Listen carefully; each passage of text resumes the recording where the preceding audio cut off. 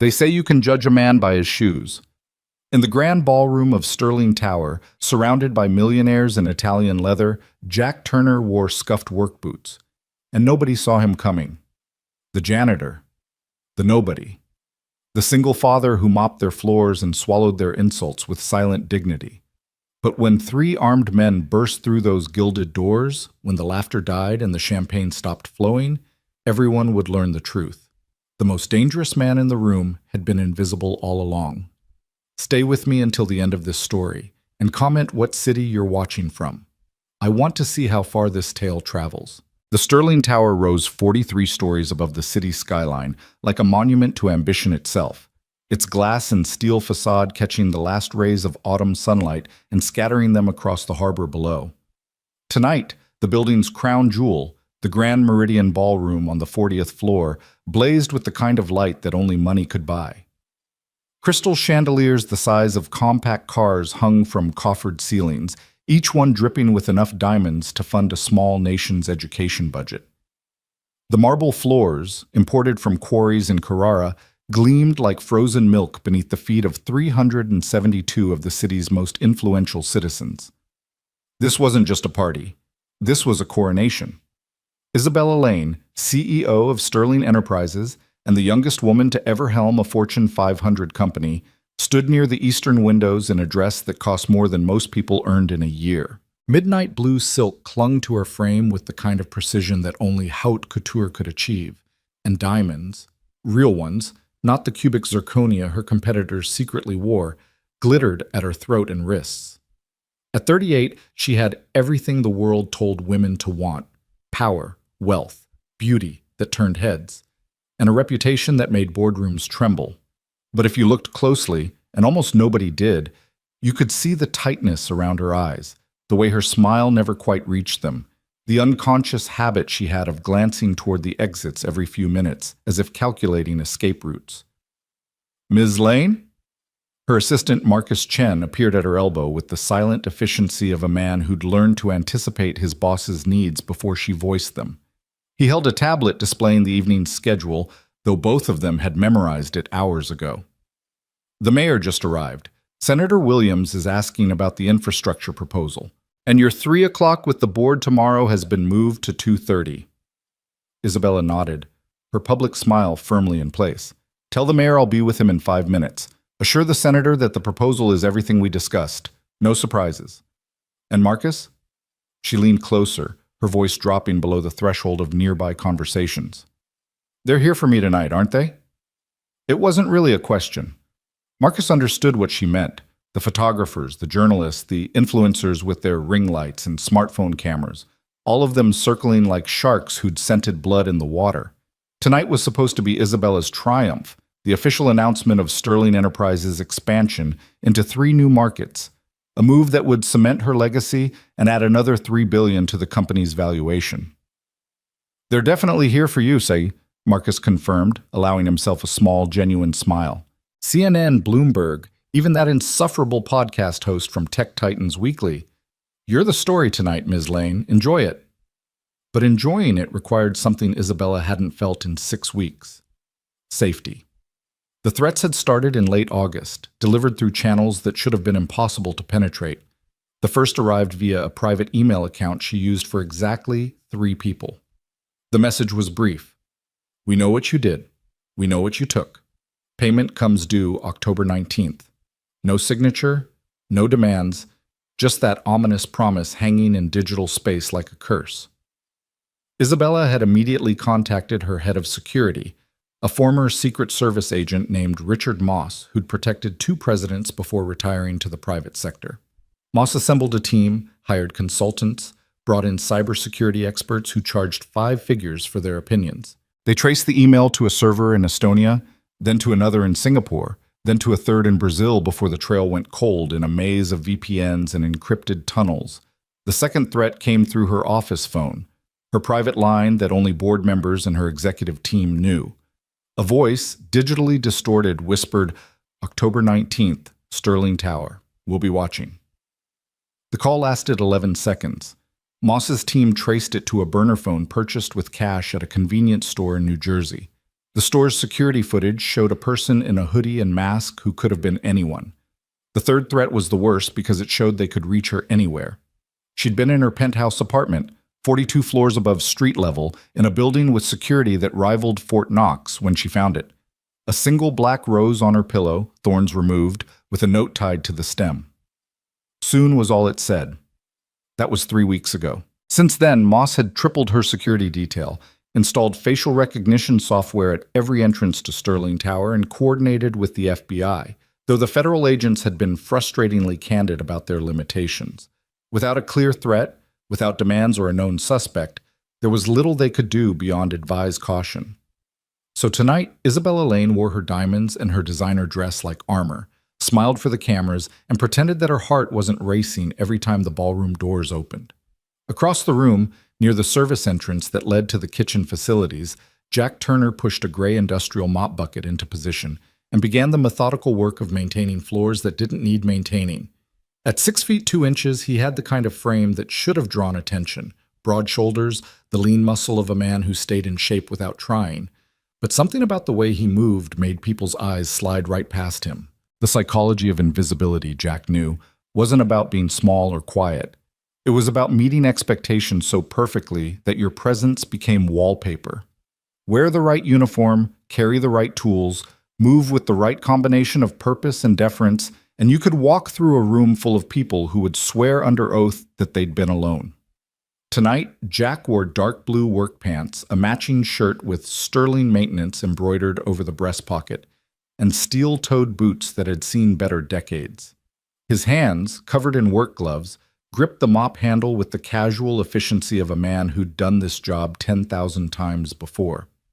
To everyone in the ballroom, the CEOs and philanthropists, the politicians and media personalities, the influencers and old money aristocrats, Jack Turner was furniture. Useful furniture, perhaps, but no more worthy of acknowledgement than a coat rack or a fire extinguisher. And that was exactly how he wanted it. "Daddy, look what I drew." The voice came from a small alcove near the service entrance, a recessed space normally used for storing extra chairs during smaller events. Tonight, it had been transformed into an impromptu waiting area where Jack's 9-year-old daughter, Ella, sat cross-legged on a cushioned bench with her coloring book spread around her like a rainbow explosion. Jack glanced toward the ballroom's center. Isabella Lane was engaged in conversation with someone whose jewelry could fund a small hospital, then moved to the alcove with his mop bucket. To any casual observer, he was just checking on a spill or adjusting the humidity mats. "Show me, baby girl," he said, kneeling beside her. Ella held up her drawing with the pride of a gallery artist unveiling their masterwork. It showed 2 figures, one tall, one small, holding hands beneath a sky full of stars. The proportions were off, the perspective skewed in the way of children's art, but the love that had gone into every crayon stroke was unmistakable. "That's us," Ella explained unnecessarily, pointing to each figure. "You and me. I made the stars extra sparkly because I know you like stars." Jack felt something twist in his chest, that peculiar mixture of love and guilt that had become his constant companion since his wife died 3 years ago. Sarah had been the sun their family orbited around, and when cancer took her, it had left a void that no amount of time or adjustment could completely fill. "It's perfect," he said, and meant it. "We'll put it on the fridge when we get home." "Next to the other 50? Ella grinned, revealing the gap where she'd lost a tooth last week. "Next to the other 50, Jack confirmed. He glanced at his watch, an old Timex with a cracked crystal that he refused to replace, and saw it was just past 8. "2 more hours, okay? Then we'll stop for ice cream on the way home, your choice of flavor." Ella's eyes widened. "Even the chocolate peanut butter cookie one?" "Even that monstrosity," Jack said, making her giggle. "But you have to stay right here, got it? Don't wander, and if anyone bothers you—" "Find you immediately," Ella recited, having heard this instruction 100 times before. "I know, Daddy, I'm not a baby." "No," Jack agreed, standing and ruffling her dark hair, Sarah's hair, same color, same texture. "You're not. You're my brave girl." He returned to his mop bucket, resuming the slow, methodical circuit around the ballroom's perimeter. Most of the guests didn't even register his presence. Those who did treated him with the casual dismissiveness reserved for service workers. a cleared throat when he needed to mop near their shoes, an annoyed glance if his bucket came too close to their designer handbags. But Jack had learned long ago not to take it personally. These people weren't cruel, not really. They were just insulated, wrapped in layers of wealth and privilege so thick that they'd forgotten how to see beyond their own reflection. To them, he was a function, not a person. The man who made sure their champagne flutes didn't stick to the marble, who removed the inevitable spills and tracked in debris that even the wealthy couldn't avoid. What none of them knew, what Jack had spent 12 years and countless therapy sessions trying to forget, was that invisibility had once been his greatest weapon. The silver ring on his left hand caught the chandelier light as he worked, spinning slightly with each twist of the mop handle. It looked like a wedding band, and Jack let people assume that's what it was.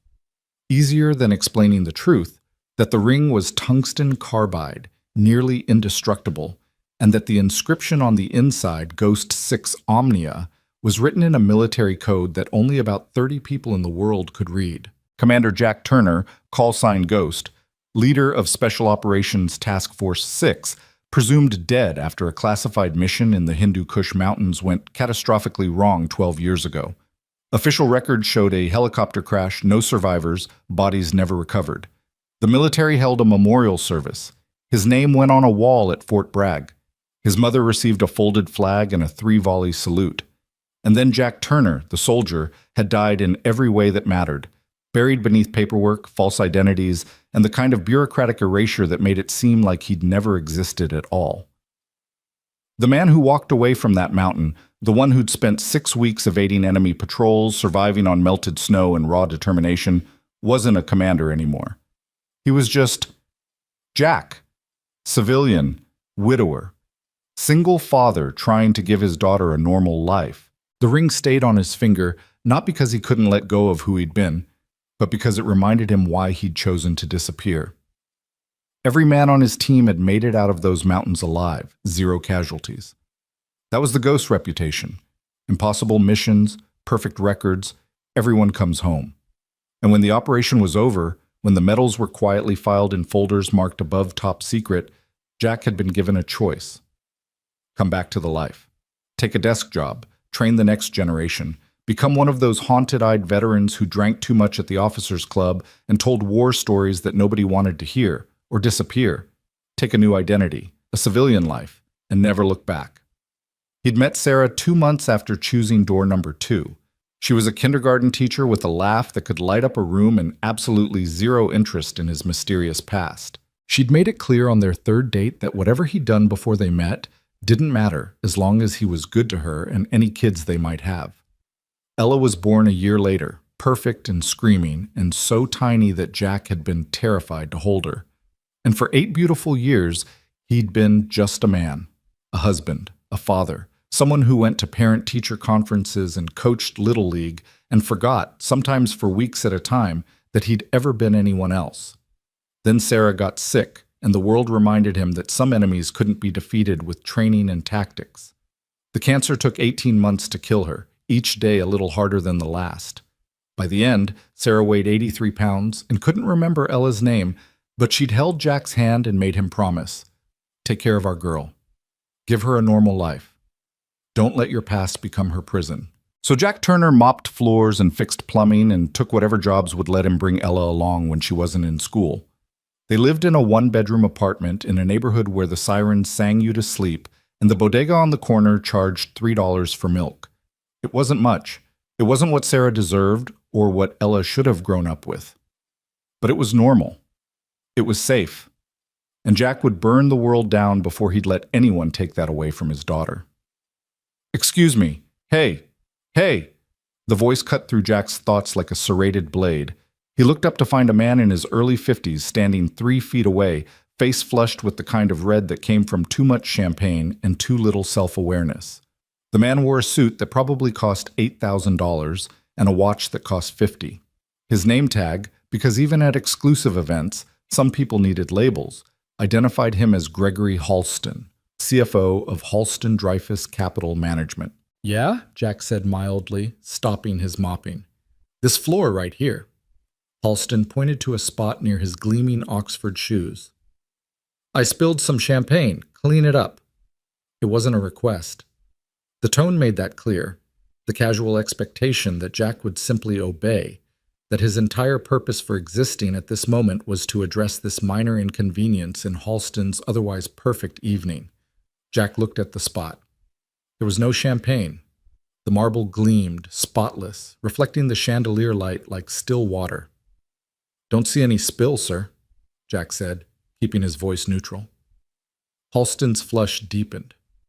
"Are you arguing with me? I said I spilled champagne. Right here." He tapped his foot on the immaculate marble. "So get down there and clean it." A small crowd had started to gather, drawn by the confrontation the way people are always drawn to minor disasters. Jack could feel their eyes on him, some amused, some curious, none particularly sympathetic. This was entertainment for them, a tiny bit of drama to spice up their evening of networking and deal-making. "There's no spill, sir," Jack repeated. "But if you'd like, I can mop the area anyway." "Damn right you'll mop it." Halston's hand shot out, grabbing the champagne flute from a nearby table, someone else's glass, half full of golden liquid. "Matter of fact, let me help you find the spill." What happened next unfolded in slow motion, one of those moments where time stretches and compresses simultaneously, where you see exactly what's coming but can't quite believe it will actually happen. Halston raised the champagne flute and poured. The liquid splashed across Jack's chest, soaking through his work shirt, dripping down onto his pants and boots. The scent of expensive alcohol filled the air, something French, something that cost more per bottle than Jack earned in a week. The crowd's reaction rippled through the ballroom like a wave. Some gasped. Others laughed. Not cruel laughter exactly, but the nervous tittering of people who aren't sure if what they're witnessing is outrageous or hilarious. One woman actually pulled out her phone to record, no doubt imagining the viral potential of entitled rich guy humiliates worker. Jack stood perfectly still, champagne dripping from his clothes, his face showing absolutely nothing. Years of training had taught him to control his reactions, to present whatever expression the situation required. Right now, the situation required him to be nobody, just a janitor who'd been put in his place, someone so far beneath notice that humiliating him wasn't even worth commenting on. But inside, in the part of himself that Jack had spent 12 years trying to bury, something stirred. Old instincts, old training. The ghost, recognizing a target, calculating responses, cataloging the 17 different ways he could put Halston on the ground before the man's champagne-soaked brain registered movement. Jack did none of those things. Instead, he reached for his mop, wrung it out carefully in the bucket, and began cleaning the champagne that was now, technically, actually on the floor. "That's better," Halston said, his voice loud enough to carry across the nearby tables. "See, this is what's wrong with the working class today. No respect for the people who create jobs, who drive the economy. You want $15 an hour? Earn it. Show some goddamn gratitude for the opportunity to work in a place like this." The speech was clearly for the crowd, performing outrage for an audience that would either applaud or remain silent, which in these circles amounted to the same thing. And most of them did remain silent, turning back to their conversations, the entertainment over, the invisible man properly reminded of his place. But not everyone looked away. In her alcove, hidden from most of the crowd's view, Ella had witnessed everything. Her coloring book lay forgotten in her lap, crayons scattered. Her dark eyes, Sarah's eyes, wide with the kind of hurt that only children feel when they see someone they love being treated as less than human. Jack caught her gaze, saw the tears starting to form, and gave the tiniest shake of his head. "Not now," the gesture said. "I'm okay. We're okay." But they both knew it was a lie. "Hey, Halston," someone called from near the bar, mercifully changing the subject. "Tell us about that resort development in Aruba. I heard the environmental board finally approved the permits?"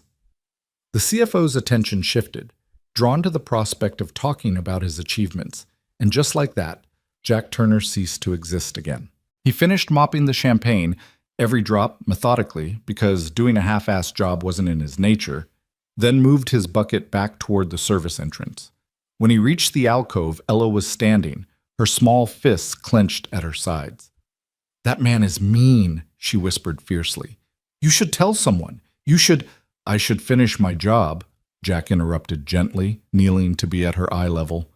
And then we should get ice cream, remember? Chocolate peanut butter cookie monstrosity? But Daddy, baby girl, listen to me. Jack took her hands in his, still damp from the mop water. Do you remember what your mom used to say? About words? Ella's lip trembled, but she nodded. Words are just sounds. They can't hurt us unless we let them. That's right. That man... Jack gestured vaguely toward where Halston held court, surrounded by laughing executives. He's just making sounds. He doesn't know me. He doesn't know you. And he definitely doesn't know that right here, right now, we've got something he'll never have. What's that? Each other. Jack tapped her nose, making her almost smile. His words don't define us, Ella. Our actions do. Our choices. How we treat people when nobody's watching. That man might have money and fancy suits and champagne that costs more than our rent, but you know what he doesn't have? What? A daughter who draws pictures of stars because she knows her dad likes them. That did it. Ella's almost smile became real, genuine, lighting up her face the way Sarah's used to light up. She threw her arms around Jack's neck, squeezing tight enough that he felt the air rush out of his lungs. I love you, Daddy, she whispered into his shoulder. Love you too, baby girl. Always. He held her for a moment longer, then gently disentangled himself and stood. 2 more hours, okay? Stay here, stay safe, and then we're gone. Can you do that for me? Ella nodded, settling back onto her bench and reaching for her coloring book with renewed determination. I'm going to draw that mean man falling in a puddle, she announced. That's my girl, Jack said, and meant it. He returned to his circuit around the ballroom, hyper-aware now of the eyes that didn't quite look at him, the conversations that paused as he passed by. Someone had spilled actual champagne near the orchestra platform, a legitimate accident this time, and Jack set to work cleaning it while the string quartet played something complicated and beautiful. But even as he worked, even as he maintained his carefully constructed invisibility, part of Jack's mind was elsewhere. Old training dies hard, and there were habits, threat assessment, pattern recognition, situational awareness that you never really lost no matter how many years you spent trying to be normal.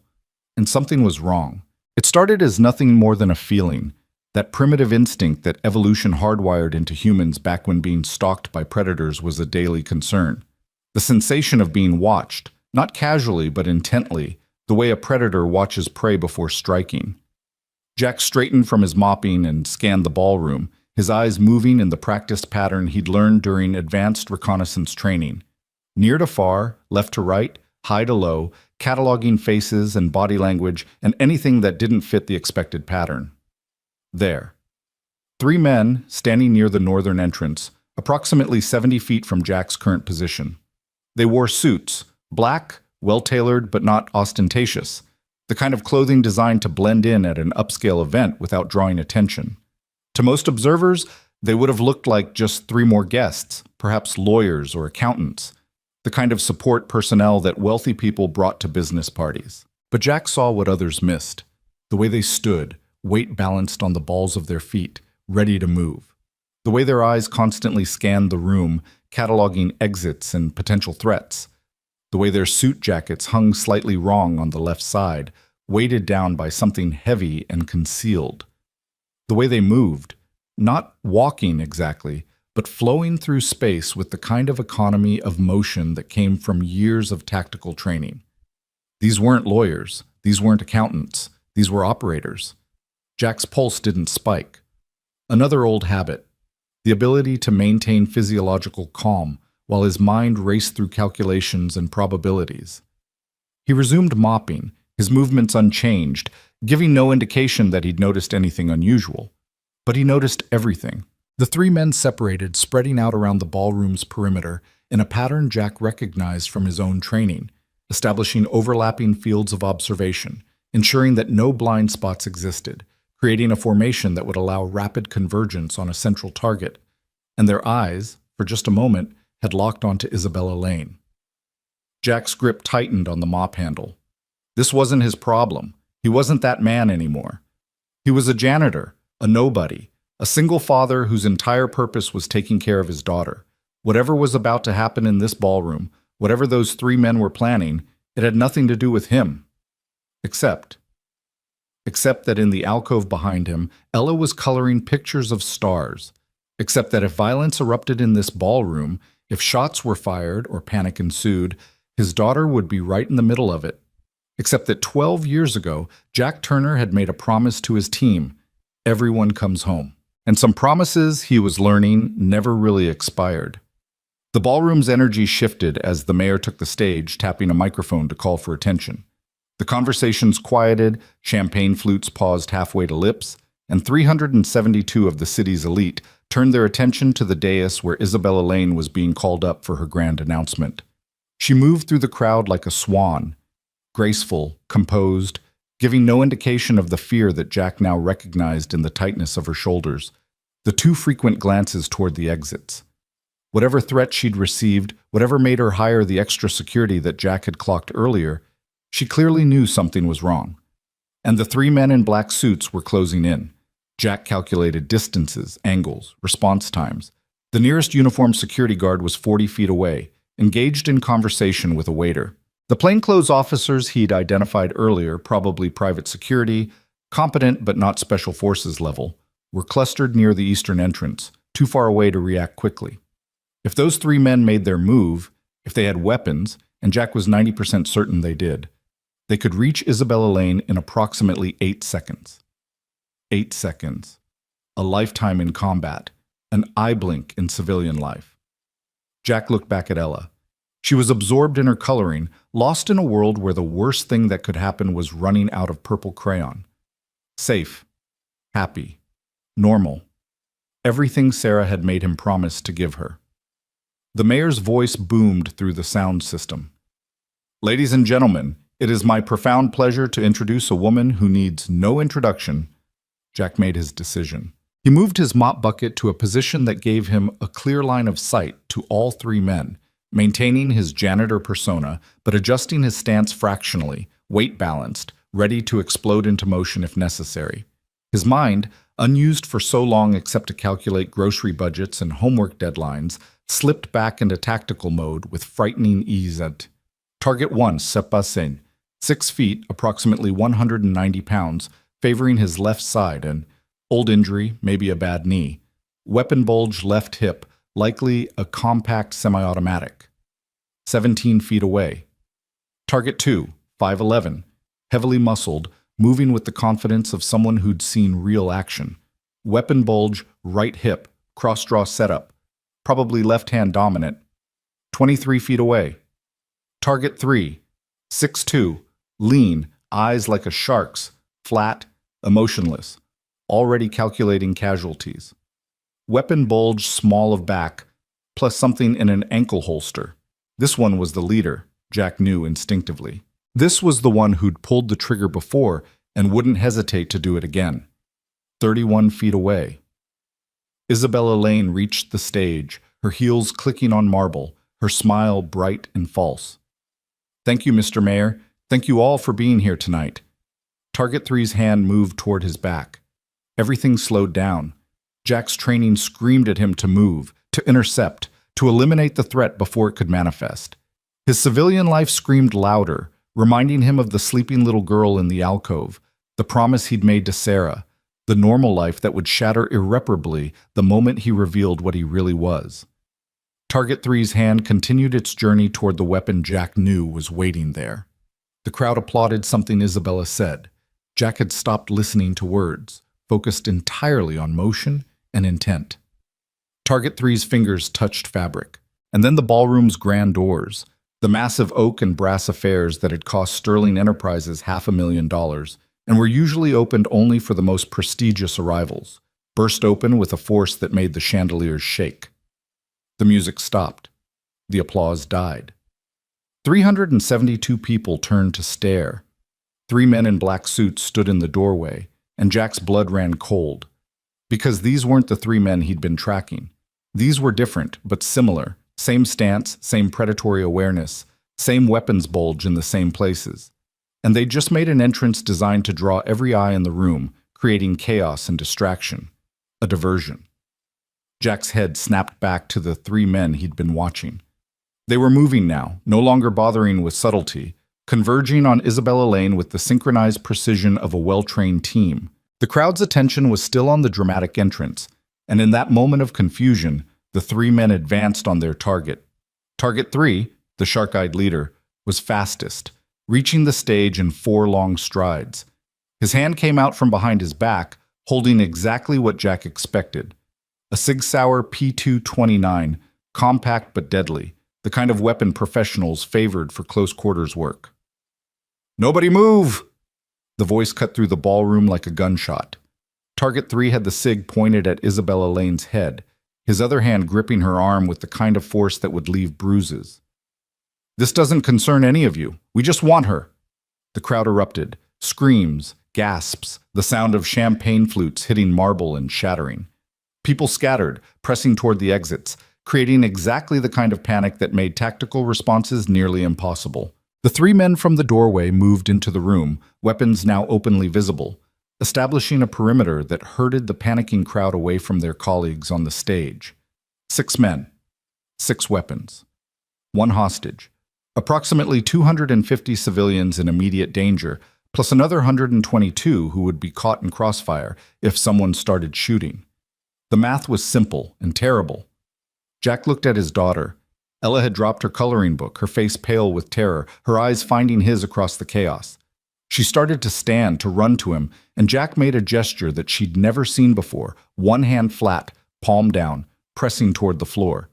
"Stay down. Stay hidden. Don't move."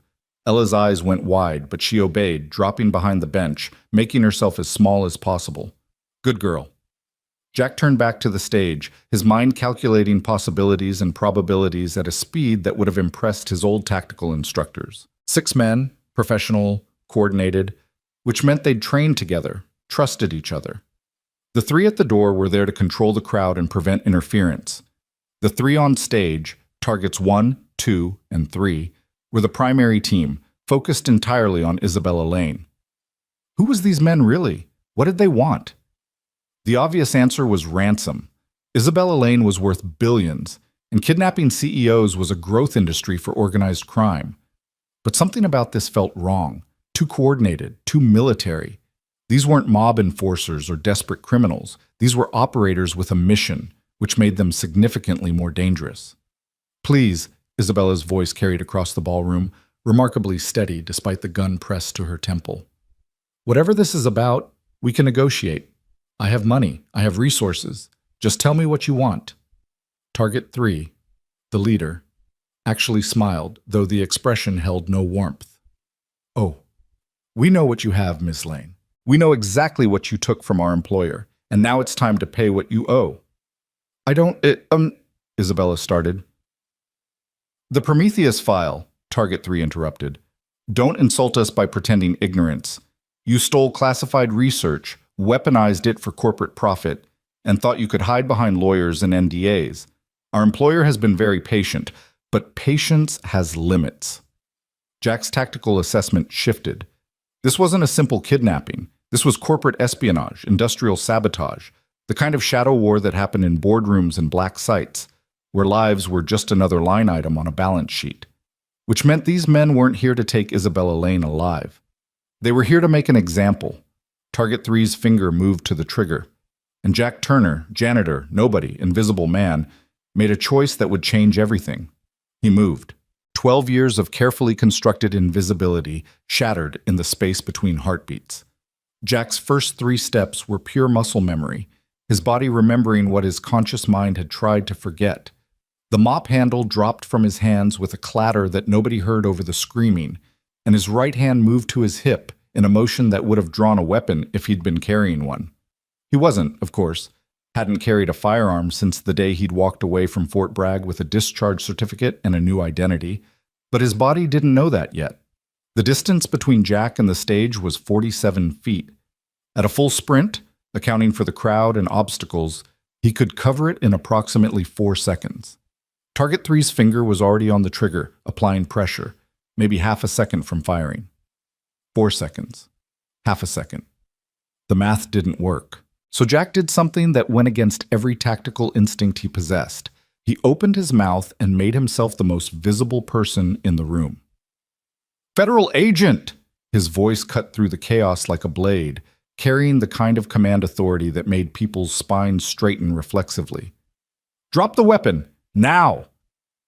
It was a complete lie, of course. Jack Turner had no federal credentials, no badge, no legal authority whatsoever. But he'd learned a long time ago that in moments of chaos, confidence mattered more than credentials. If you sounded like you belonged, if you moved like you had every right to be giving orders, most people, even trained operators, would hesitate for just a second while their brains processed the new information. That second was all Jack needed. Target 3's head snapped toward him, the SIG wavering fractionally away from Isabella's temple as the man's training warred with his surprise. Professional operators didn't panic, but they did reassess when new threats emerged. Jack saw the calculation happening behind those shark eyes. Who was this person? What agency did he represent? What level of threat did he pose?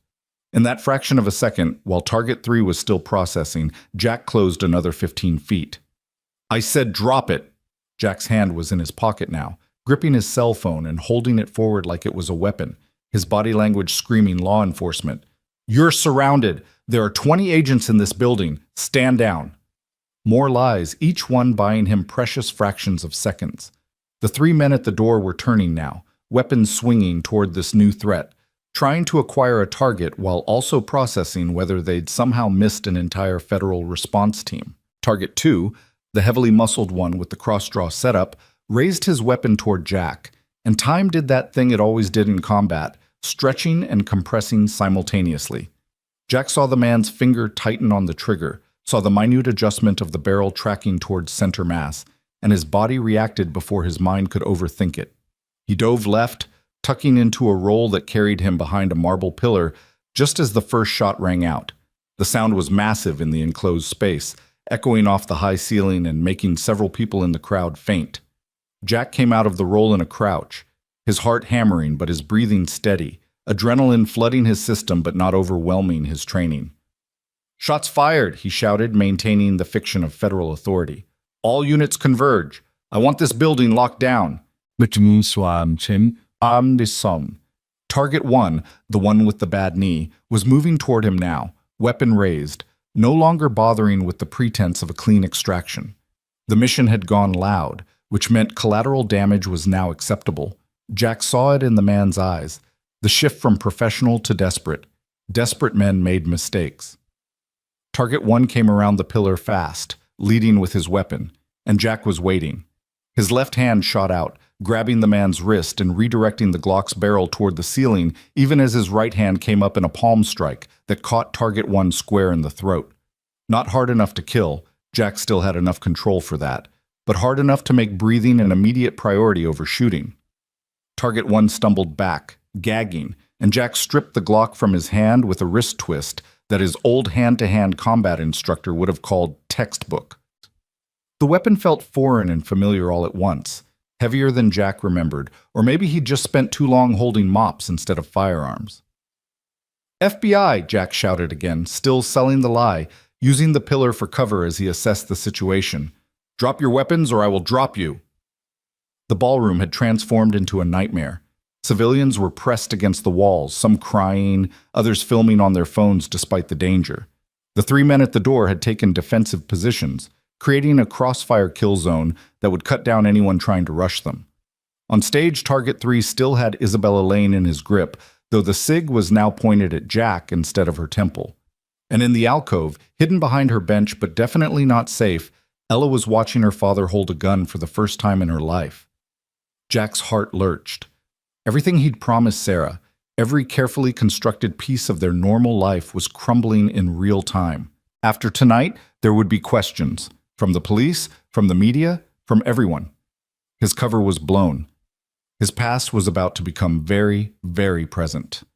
But that was a problem for later.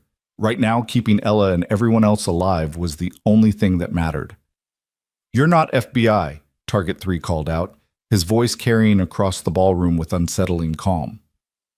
Voice print is wrong. Body language is military, not federal. Special forces, if I had to guess. Which means you're either very brave or very stupid, because you just brought a pistol to a 6-on-1 fight. Math was never my strong suit, Jack replied, keeping his voice light despite the situation. Humor diffused tension, created cognitive dissonance, made opponents hesitate. But I'm pretty good at counting exits. You've got 2 ways out of this building, both of which are about to be crawling with actual police. So here's what's going to happen. You're going to release Ms. Lane, drop your weapons and walk out of here with your hands up. Do that, and everyone goes home. Target 3 actually laughed. You're bluffing. If there were really federal agents here, they'd have already breached. You're alone, 1 man with 1 gun against 6 of us. He pressed the cig harder against Isabella's head, making her wince. So here's what's actually going to happen. You're going to drop that weapon, step out from behind your pillar, and let us leave with Ms. Lane. Do that, and maybe we don't start executing hostages. Jack's mind raced through scenarios, each one worse than the last. In a perfect world, with his old team, with proper equipment and planning time, this would have been a manageable situation. But this wasn't a perfect world. This was a billionaire's party gone wrong, with civilians everywhere and his daughter watching from the shadows. The Glock in his hand held 17 rounds, 6 targets. If he was still at his peak, if his reflexes were what they used to be, if he hadn't spent 12 years getting soft, he might be able to take 3 of them before return fire forced him back into cover. But that would leave 3 armed men in a room full of unarmed civilians, and the body count would be catastrophic. There had to be another way. "Let me tell you a story," Jack called out, his voice conversational, buying time while his tactical mind worked through possibilities. 12 years ago, there was a team, special operators, the best of the best. They got sent on an impossible mission in the Hindu Kush Mountains. Intelligence said it was a suicide run, 0 chance of success, minimal chance of survival. He paused, adjusting his position slightly, checking angles. Target 2 was moving left, trying to flank his position. Jack tracked him peripherally while keeping most of his attention on Target 3. But the team had a leader, Jack continued. A commander with a reputation for impossible rescues and 0 casualties. They called him Ghost because he could walk through enemy territory like he wasn't there. Invisible. Untouchable. "Fascinating history lesson," Target 3 said dryly, "but irrelevant to our current situation." "See, that's where you're wrong." Jack's voice hardened, losing the conversational tone. "Because that team, they all made it home. Every single operator walked off that mountain alive. And you want to know how?" He didn't wait for an answer. The Ghost made a deal with himself, a promise. Everyone comes home. Not most people, not the lucky ones. Everyone. And he kept that promise through 17 missions, across 4 continents, against odds that should have been impossible. Jack stepped out from behind the pillar, the Glock held in a 2-handed grip, aimed directly at Target 3's head. His stance was textbook Weaver, weight balanced, breathing controlled, every inch of him radiating the kind of confidence that came from having done this 1,000 times before. "So here's the thing," he said quietly. "I made a promise a long time ago that everyone comes home, and I intend to keep it. That includes Ms. Lane. That includes every person in this room. And here's the really interesting part. It includes you 6 idiots, too." The ballroom had gone completely silent. Even the crying had stopped as everyone strained to hear what would happen next. "That's your offer?" Target 3's voice was incredulous. "You're going to save us? The people actively trying to kill your hostage?" "I'm going to give you a choice," Jack corrected. "Door number 1, you try to shoot your way out. Maybe you kill Miss Lane, maybe you kill me, maybe you kill a dozen civilians before the actual police arrive and gun you down like dogs. You definitely don't make it out of this building alive. That's door number 1. His eyes locked onto Target 3's, and something passed between them. A recognition, operator to operator, of exactly what Jack was offering. Door number 2, you release Ms. Lane, you drop your weapons, and you walk out of here with your hands up. You go to trial, probably federal court. With good lawyers and the right plea deal, you're looking at maybe 10 years, out in 7 with good behavior. You get to live, your families get to visit you, and someday you get to go home. Jack's voice dropped lower, intimate, like he was sharing a secret. I know which door I'd choose. But then again, I'm the guy who walked through the Hindu Kush and brought everyone home. What are you? The silence stretched. Jack could see the calculation happening in Target Three's eyes, could see the man weighing odds and outcomes. Professional operators were ultimately pragmatists. They understood risk assessment better than anyone. And right now, the risk assessment was clear. Continuing this mission meant certain death. "Who are you?" Target 3 asked quietly. "Really?" Jack's lips quirked in something that wasn't quite a smile. "Just a janitor trying to get his daughter home for ice cream. But I used to be someone else, someone who never broke a promise." He could see it happening, see the moment Target 3 made his decision.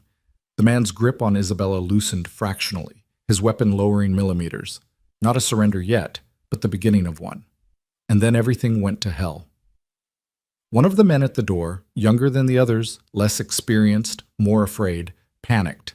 His weapon swung toward a cluster of civilians trying to inch toward the exit, his finger tightening on the trigger in a fear response that any decent trainer would have beaten out of him months ago. Jack saw it happening, saw the trajectory, saw where the bullet would go, straight into a group that included the mayor, 2 senators, and his heart stopped. 3 children who'd been brought by their parents to the fancy party. He didn't think, didn't calculate, didn't assess. He just moved. The Glock came up, his finger already on the trigger, his aim already perfect despite 12 years of rust. The shot was impossible, a moving target at 43 feet in a room full of civilians with margins of error measured in millimeters. But Jack took it anyway because impossible was where the ghost lived. The round caught the panicking gunman in the shoulder, spinning him away from the civilians, his weapon clattering to the marble floor. Not a kill shot, Jack still had enough control for that, but enough to neutralize the immediate threat. The sound of the gunshot shattered whatever fragile piece had been forming. The other 2 door guards opened fire, their rounds chewing into the marble pillar Jack had been standing behind moments before. Target 2, the muscular cross-draw specialist, rushed Jack's position while he was exposed. Target 1, recovered from the throat strike, was retrieving his dropped weapon. And on stage, Target 3's calculation had changed. Whatever window for peaceful surrender had existed was gone now, burned away by gunfire and chaos. He pressed the SIG back against Isabella's head, his voice cutting through the noise. "Everyone stops or she dies." Jack had already dropped into a slide, his work pants providing just enough friction against the marble to control his momentum while also making him a harder target. Target 2's shots went high, punching holes in a priceless tapestry that some Renaissance artist had spent years creating. Jack came out of the slide in a crouch, squeezed the trigger twice, double tap, center mass, exactly the way he'd been trained. And Target 2 went down hard. Not dead, Jack knew instinctively. The Glock's rounds had caught him in the ballistic plate that professional operators always wore. Hurt like hell, probably cracked ribs, definitely out of the fight, but alive. Everyone comes home. "I said stop!" Target 3's voice was nearly a scream now. "I will kill her!" Jack froze, his weapon still raised, every tactical instinct screaming at him to take the shot. Target 3's head was exposed, just enough of it visible beside Isabella's that a perfect marksman could theoretically make the shot. But Jack hadn't fired a weapon in 12 years, and theoretically wasn't good enough when a hostage's life was on the line. "Okay," Jack said, his voice calm despite his racing heart. "Okay, I'm stopping. See?" He raised his hand slowly, the Glock pointing at the ceiling. "Everyone just take a breath." The ballroom was a war zone. The younger gunman Jack had shot was screaming, clutching his shoulder, his blood making abstract patterns on the white marble. Target 2 was groaning, trying to crawl toward his dropped weapon. The other door guards had taken cover behind overturned tables, their weapons trained on Jack, but their fingers thankfully off the triggers for the moment. And in the alcove, Jack caught a glimpse of Ella's face, pale and terrified, her eyes wide with the kind of horror that no 9-year-old should ever witness. "I'm sorry, baby girl," Jack thought. "I'm so sorry." "Drop it," Target 3 ordered. "Drop the weapon or I blow her brains all over this stage." Jack's mind raced through scenarios at light speed. Drop the weapon, and he had no leverage, no way to prevent whatever came next. Keep the weapon, and Isabella Lane died in the next 3 seconds. There had to be a third option, some tactical solution he was missing, some way to... The door behind Target 3, the service entrance that led backstage, the one that performers use during events, burst open with explosive force. Richard Moss, Isabella's head of security, came through like an avalanche in an Armani suit. The former Secret Service agent moved with the kind of speed that made mockery of his 63 years. His service weapon, a Sig Sauer P226, Jack noted automatically, already tracking toward Target 3. Security! Release her now! Target 3's head snapped toward this new threat, his weapon swinging away from Isabella's temple for just a fraction of a second, and Jack took the shot he'd been setting up. Not at Target 3, at the Sig Sauer in his hand. The round caught the weapon's slide, the impact shearing metal and sending the handgun spinning away from Target 3's suddenly numb fingers. It was a trick shot, the kind of thing that worked in movies and almost never in real life. The kind of thing Jack shouldn't have been able to make after 12 years away from active duty. But some skills apparently never really went away. Isabella didn't hesitate.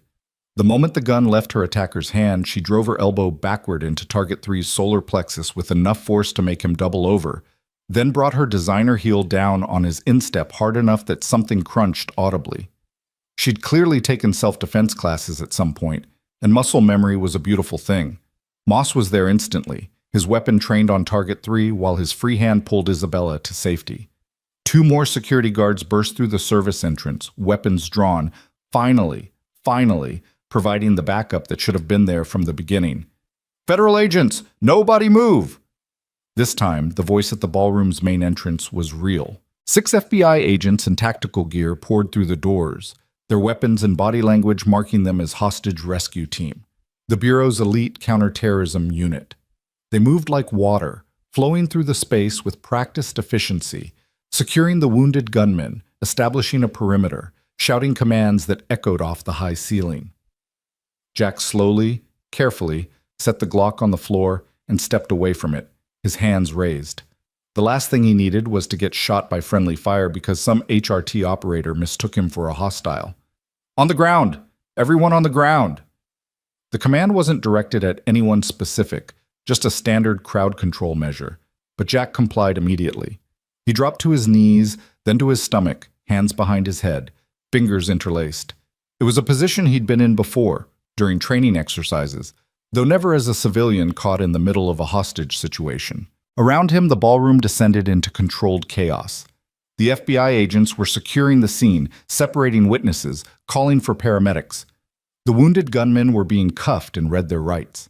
Isabella Lane was being led to safety, wrapped in a blanket despite the room's warmth, shock finally setting in now that the immediate danger had passed.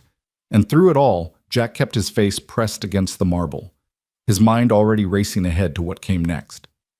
Questions, interrogations, background checks. His carefully constructed civilian identity was about to be peeled away like old paint, revealing the soldier underneath. "Clear! Clear! All hostiles secured." The HRT team leader, a woman in her 40s with gray threading through her tactical bun, approached Jack's prone form with her weapon lowered but ready. "Sir, I need you to stay very still and answer my questions clearly. Do you understand?" "Yes, ma'am," Jack replied, his voice muffled against the floor.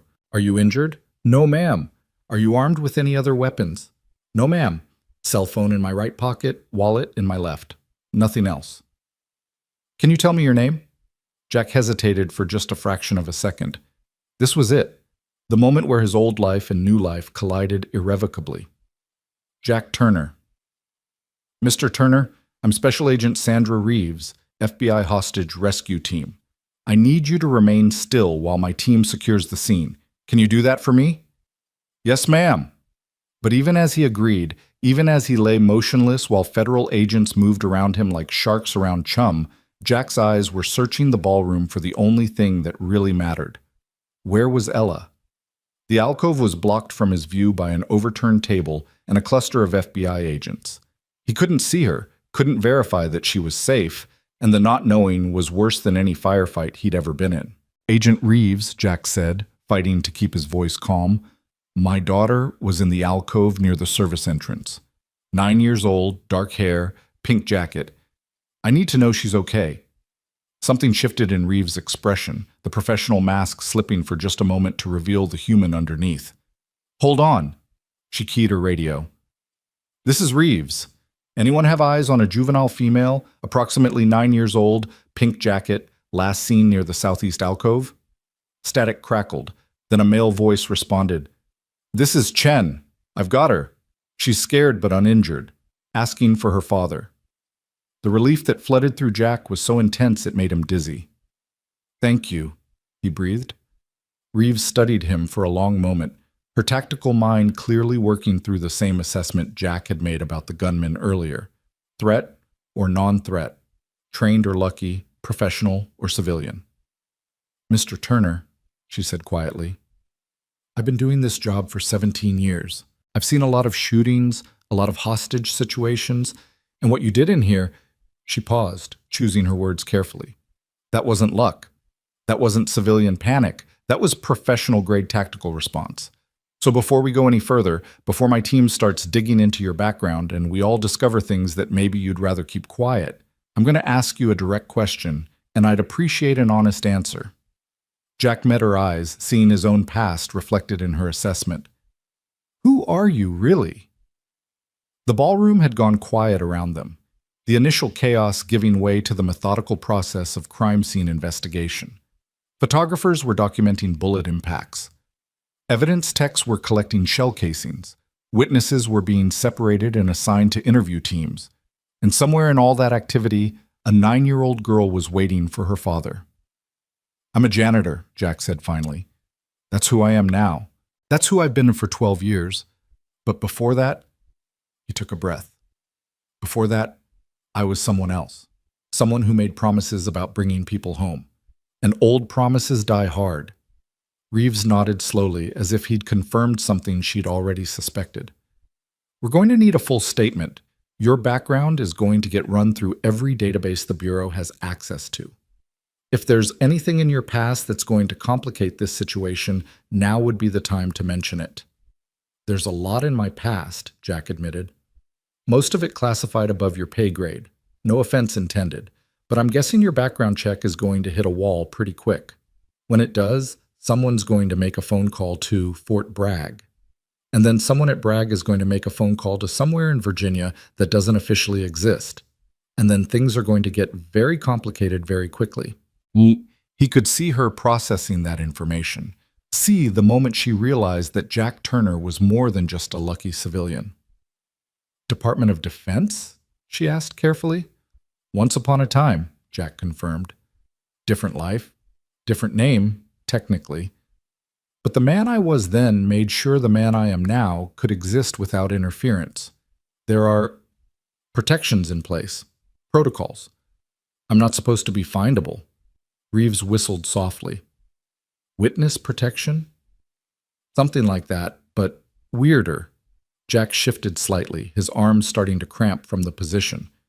Look, I know this is your scene and I'm cooperating fully, but my daughter just watched me shoot someone. She's 9 years old. She thinks I'm a janitor who tells bad jokes and makes pancakes on weekends. And right now she's scared and confused and probably thinks her whole world is falling apart.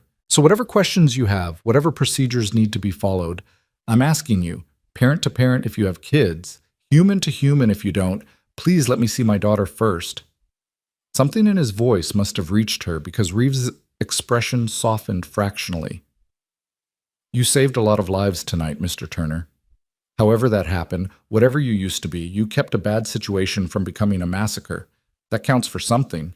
She keyed her radio again. Chen, bring the girl to the southeast corner. Her father's here. Copy that. Reeves stood, offering Jack a hand up. He took it, rising to his feet and immediately spotting Ella being led through the crowd by a young FBI agent who looked barely old enough to shave. The moment she saw him, Ella broke into a run, and Jack caught her in his arms, lifting her off the ground and holding her so tightly he was probably crushing her but couldn't make himself let go. Daddy, you're okay. I thought, when the gun started, I thought... Ella was crying into his shoulder, her small body shaking with sobs she'd been holding back. I'm okay, baby girl. We're okay. It's over. Jack buried his face in her hair, breathing in the scent of her strawberry shampoo, and feeling his heart slowly remember how to beat normally. You had a gun, Ella whispered, so quietly that only he could hear. You shot those bad men, just like... She pulled back enough to look at his face, her eyes red-rimmed but sharp, seeing things no 9-year-old should have to see. Just like a soldier. Jack had spent 12 years preparing for this conversation, planning what he'd say, how he'd explain. But all those carefully rehearsed speeches disappeared in the face of his daughter's tear-stained face. "Yeah," he said simply, "just like a soldier. Because that's what I used to be, before you were born, before I met your mom. I was a soldier, and I did things that soldiers do. But then I met your mom, and we had you, and I stopped being a soldier and became a dad instead. Because being your dad is better than anything else I've ever been." "But you still remembered how," Ella said. It wasn't a question. "Some things you don't forget," Jack admitted, "like how to ride a bike or how to swim. Your body remembers even when you don't want it to." "Did you?" Ella swallowed hard. "Did you kill those men?" "No." Jack looked her straight in the eye, letting her see the truth. "I hurt them. I had to protect people. But they're alive. All of them. Because that's what I promised your mom a long time ago. That I'd protect people, but I'd never become someone who solved problems by ending lives. Not anymore. Not unless there was absolutely no other choice." Ella processed this for a long moment, her child's mind trying to reconcile the father she knew with the man she'd just seen in action. "The kids," she said finally. "The ones near the door. If you hadn't shot that man, he would have—" "Yeah," Jack confirmed quietly. "He would have." "So you protected them?"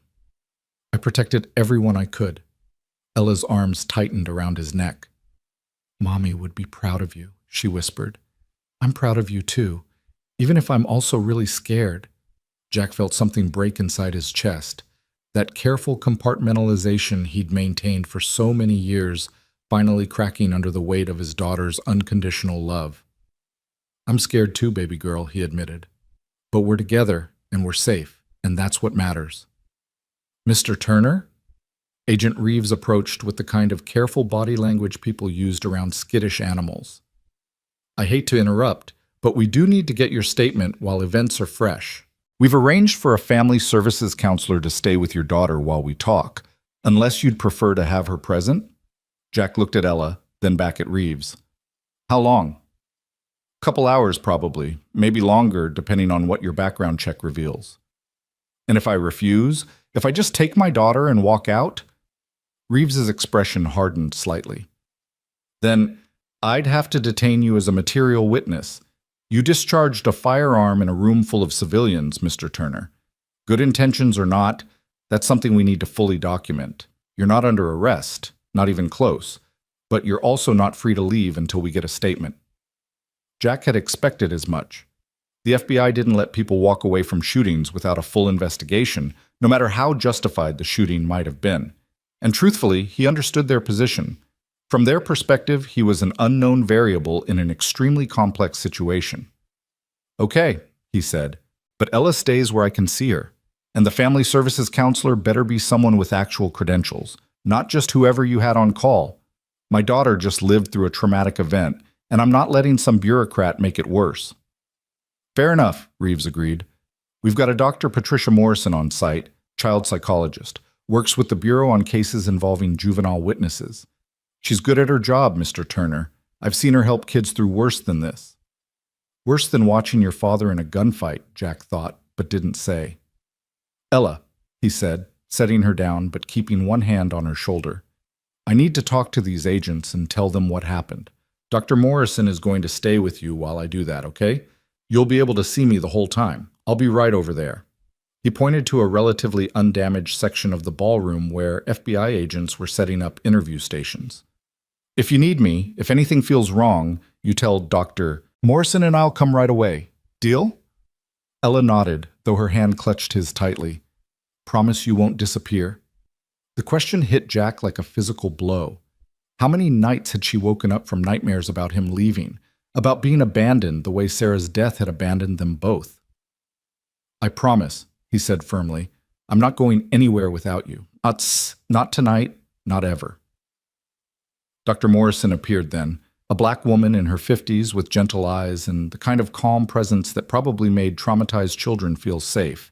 She introduced herself to Ella with the perfect balance of friendliness and professionalism, offered her a tablet loaded with games and coloring apps, and guided her to a quiet corner with sightlines to where Jack would be interviewed. And then Jack Turner, janitor and father, sat down across from Special Agent Sandra Reeves and prepared to explain how a man who mopped floors for a living had just executed professional-grade tactical maneuvers against 6 armed hostiles. "Let's start at the beginning," Reeves said, pulling out a digital recorder. "Full name, address, current employment." Jack provided the basics. The sanitized version of his life that held up to casual scrutiny but wouldn't survive serious investigation. "Now," Reeves continued, "walk me through what happened tonight, from the moment you arrived at Sterling Tower." So Jack did. He described setting up his equipment, keeping Ella entertained in the alcove, the champagne incident with Gregory Halston. Reeves' expression flickered at that part, anger quickly suppressed, but she didn't interrupt. "Then I noticed 3 men," Jack continued. "Something about their movement pattern felt wrong, professional, tactical." "And you recognize tactical movement how exactly?" Reeves asked. "For a janitor?" "I watch a lot of action movies," Jack said dryly. "Jason Bourne marathons on the weekends." Reeves didn't smile. "Mr. Turner, we both know that's not an adequate explanation. Nobody picks up threat recognition from movies. So let's skip the part where you pretend to be an ordinary civilian who got lucky and move to the part where you explain how you knew those men were operators before they drew weapons." Jack held her gaze. "I can't. Can't or won't. Can't. Because if I tell you how I recognize tactical movement, I'll have to tell you where I learned about tactical movement. And that information is classified at a level that requires security clearances neither of us currently have in this room."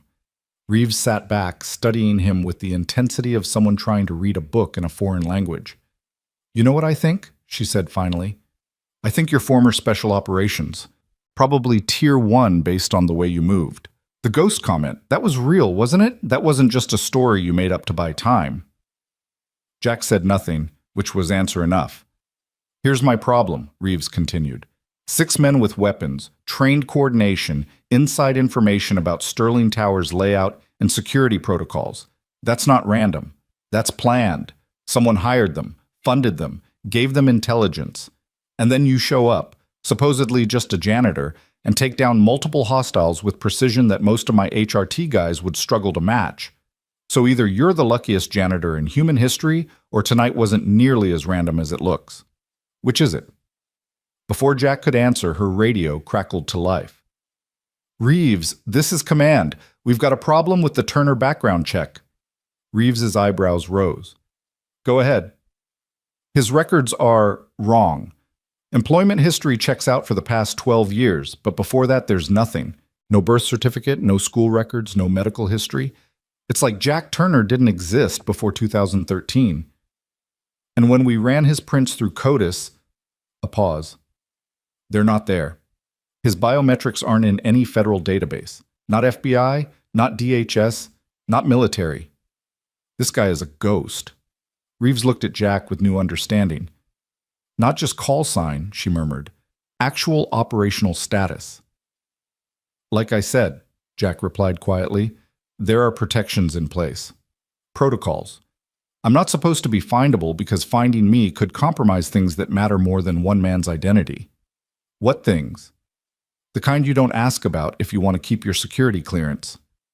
Reeves drummed her fingers on the table, clearly frustrated but also aware she was hitting walls she didn't have authority to breach. "Fine," she said finally.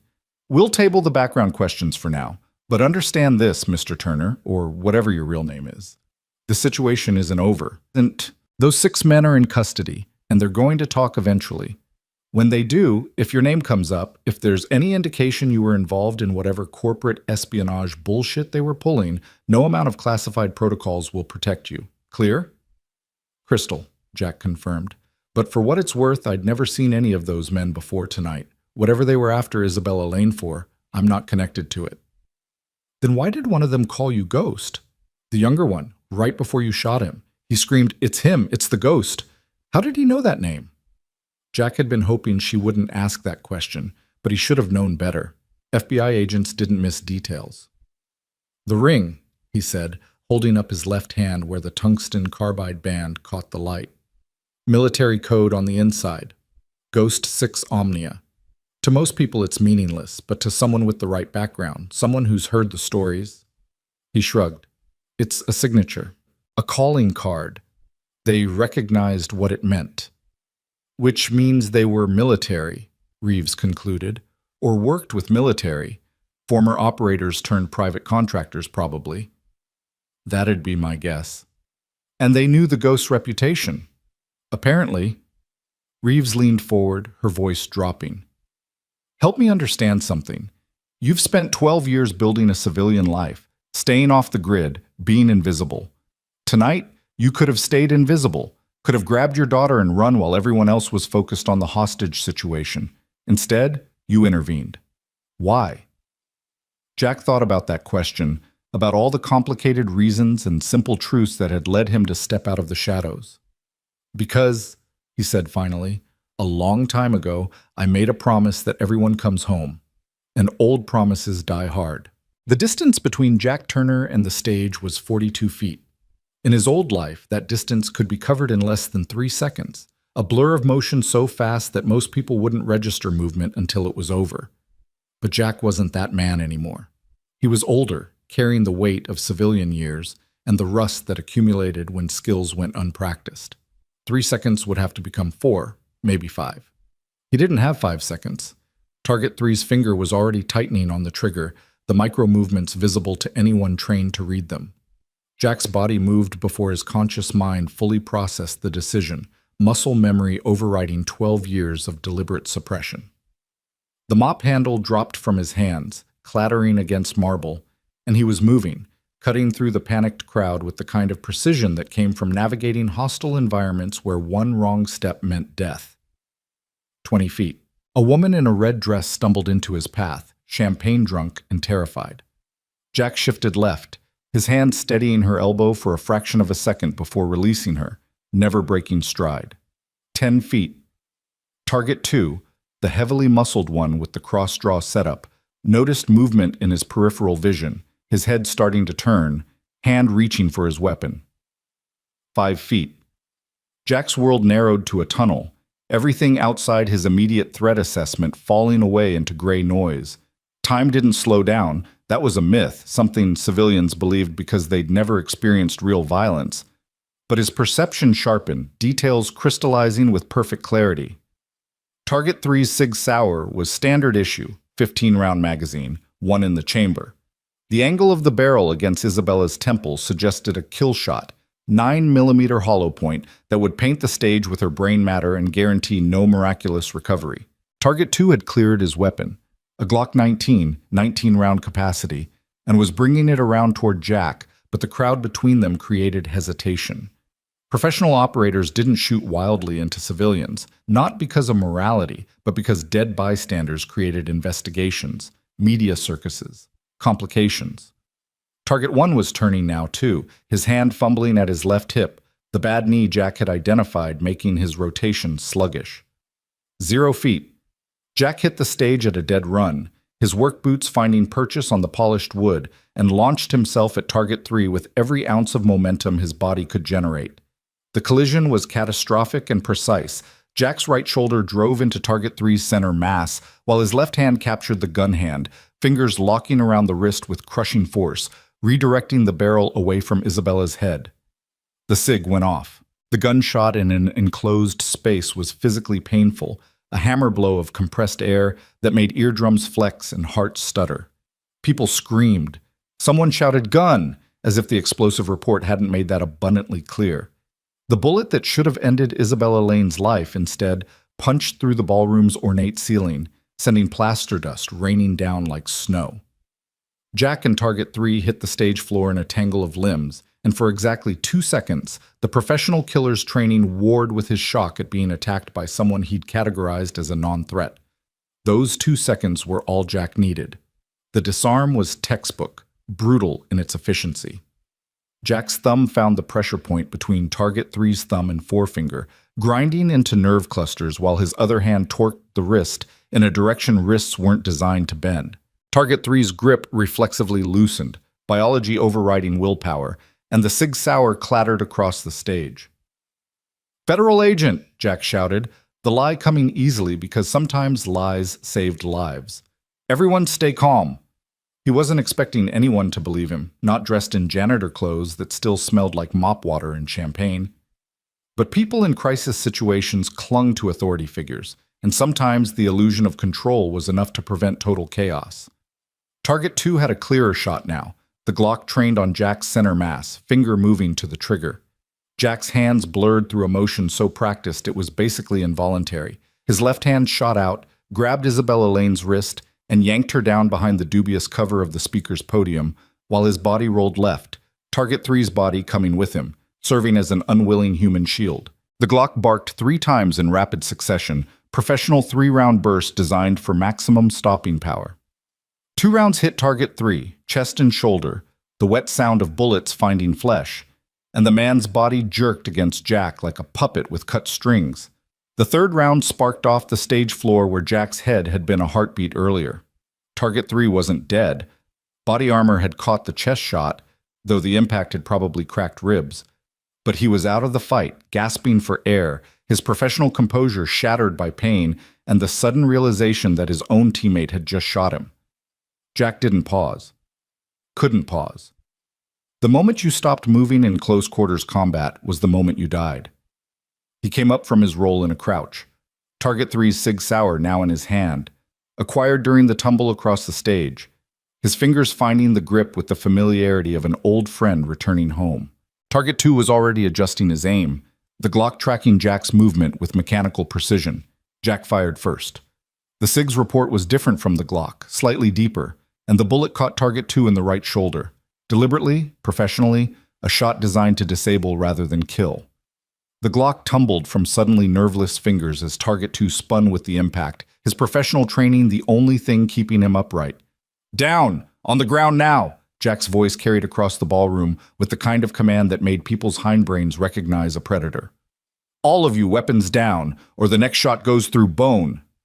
Target 1 had finally cleared his weapon, the compact semi-automatic Jack had identified earlier, but his hand was shaking, adrenaline and the bad knee throwing off his aim. He fired anyway. 3 shots that went wide, one punching through the mayor's abandoned champagne flute on the podium, another shattering an overhead light. Jack returned fire twice. The first shot hit Target 1's gun hand, the bullet passing through the meat of his palm and exiting the other side in a spray of blood and bone fragments.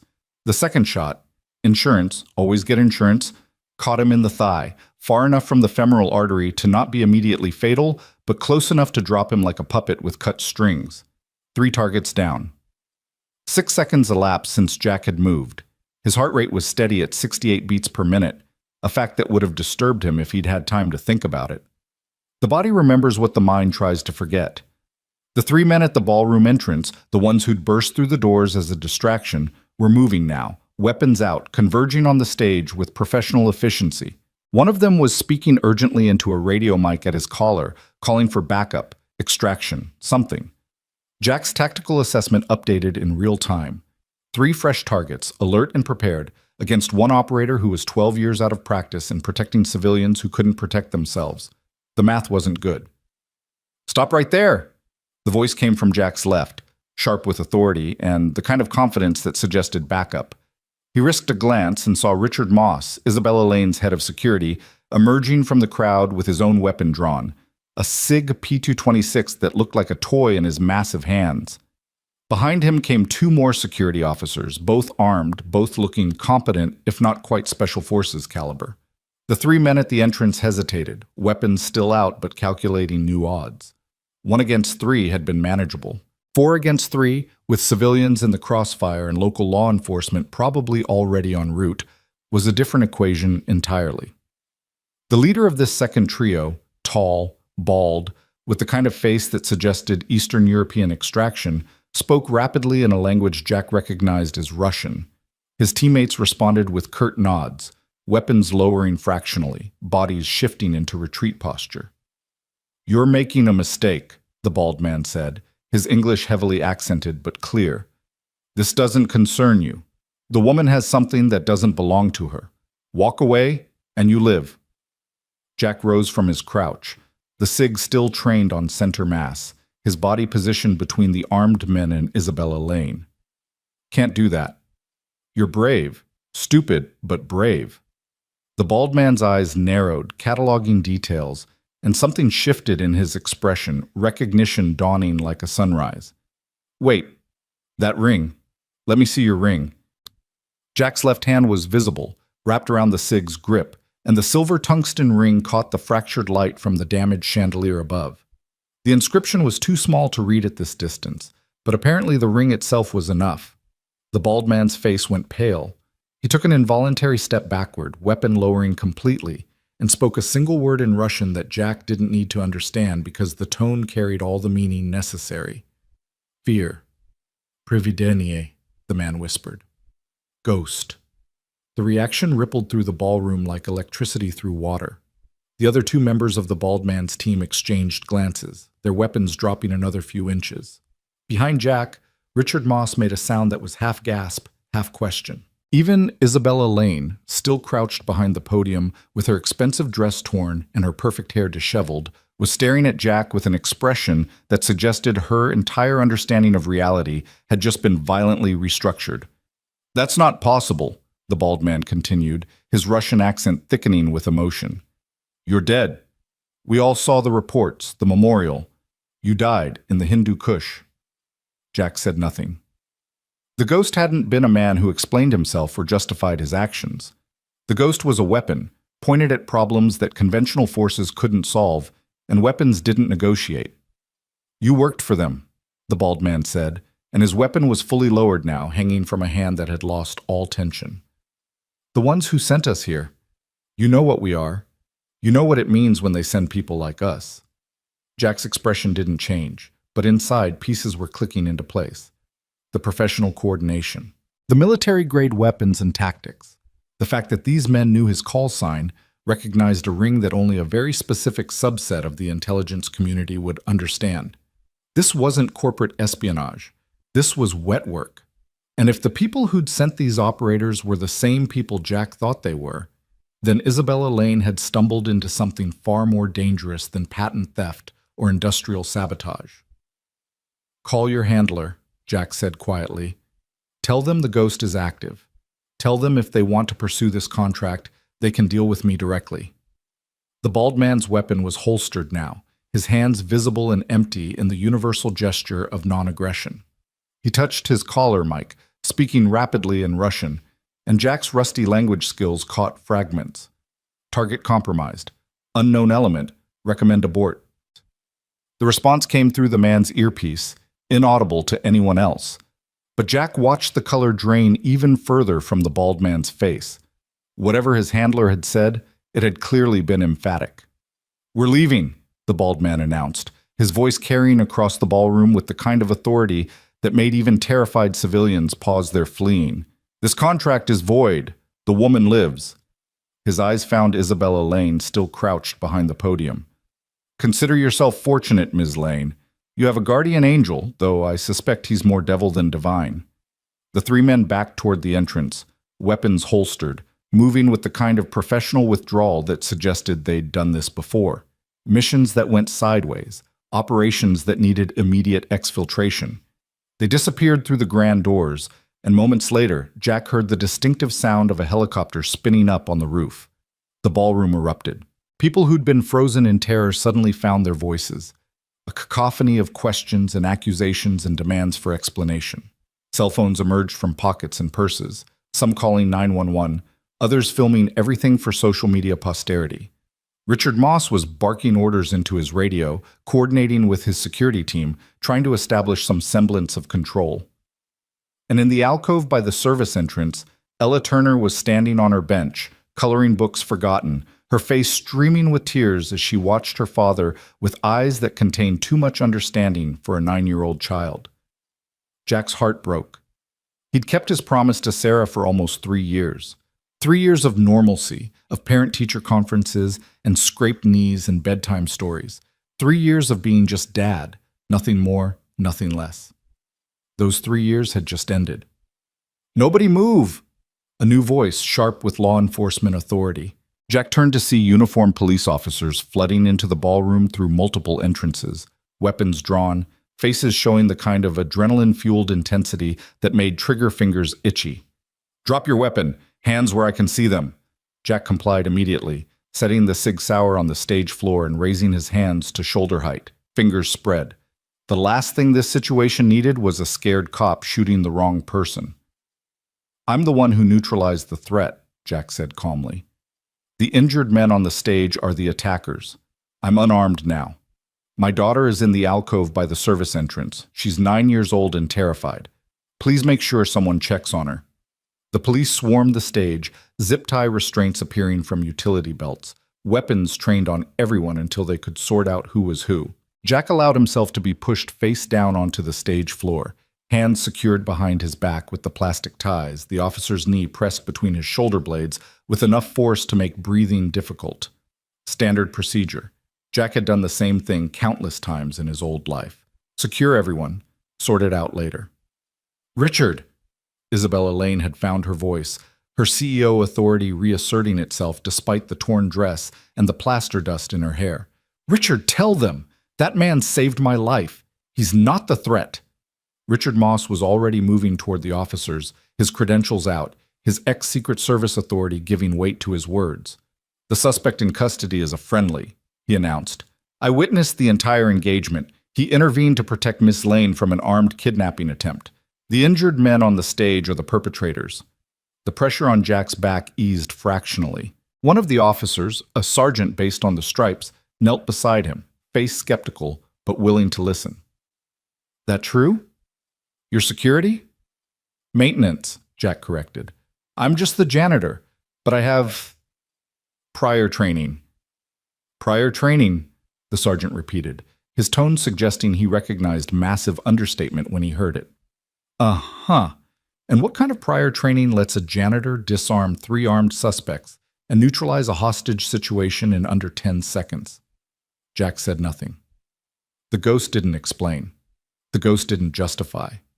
The sergeant's radio crackled with dispatch communications. Units responding, ambulances en route, FBI field office notified because interstate kidnapping made this federal jurisdiction.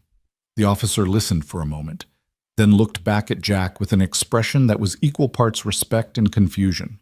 Dispatch is saying somebody just called in from a blocked number, said they're FBI counterterrorism, said there's an operative on scene who's on our side.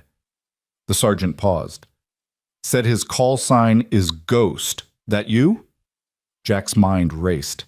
Someone had made that call, someone with enough access to reach dispatch directly and enough authority to make police officers stand down. The people who'd sent the Russian operators? Possible, but unlikely. They'd want him arrested, questioned, identified. His old command structure? Also unlikely. Officially, Jack Turner didn't exist anymore, and the ghost had been dead for 12 years, which meant someone else was watching, someone who knew who Jack really was and had decided to intervene.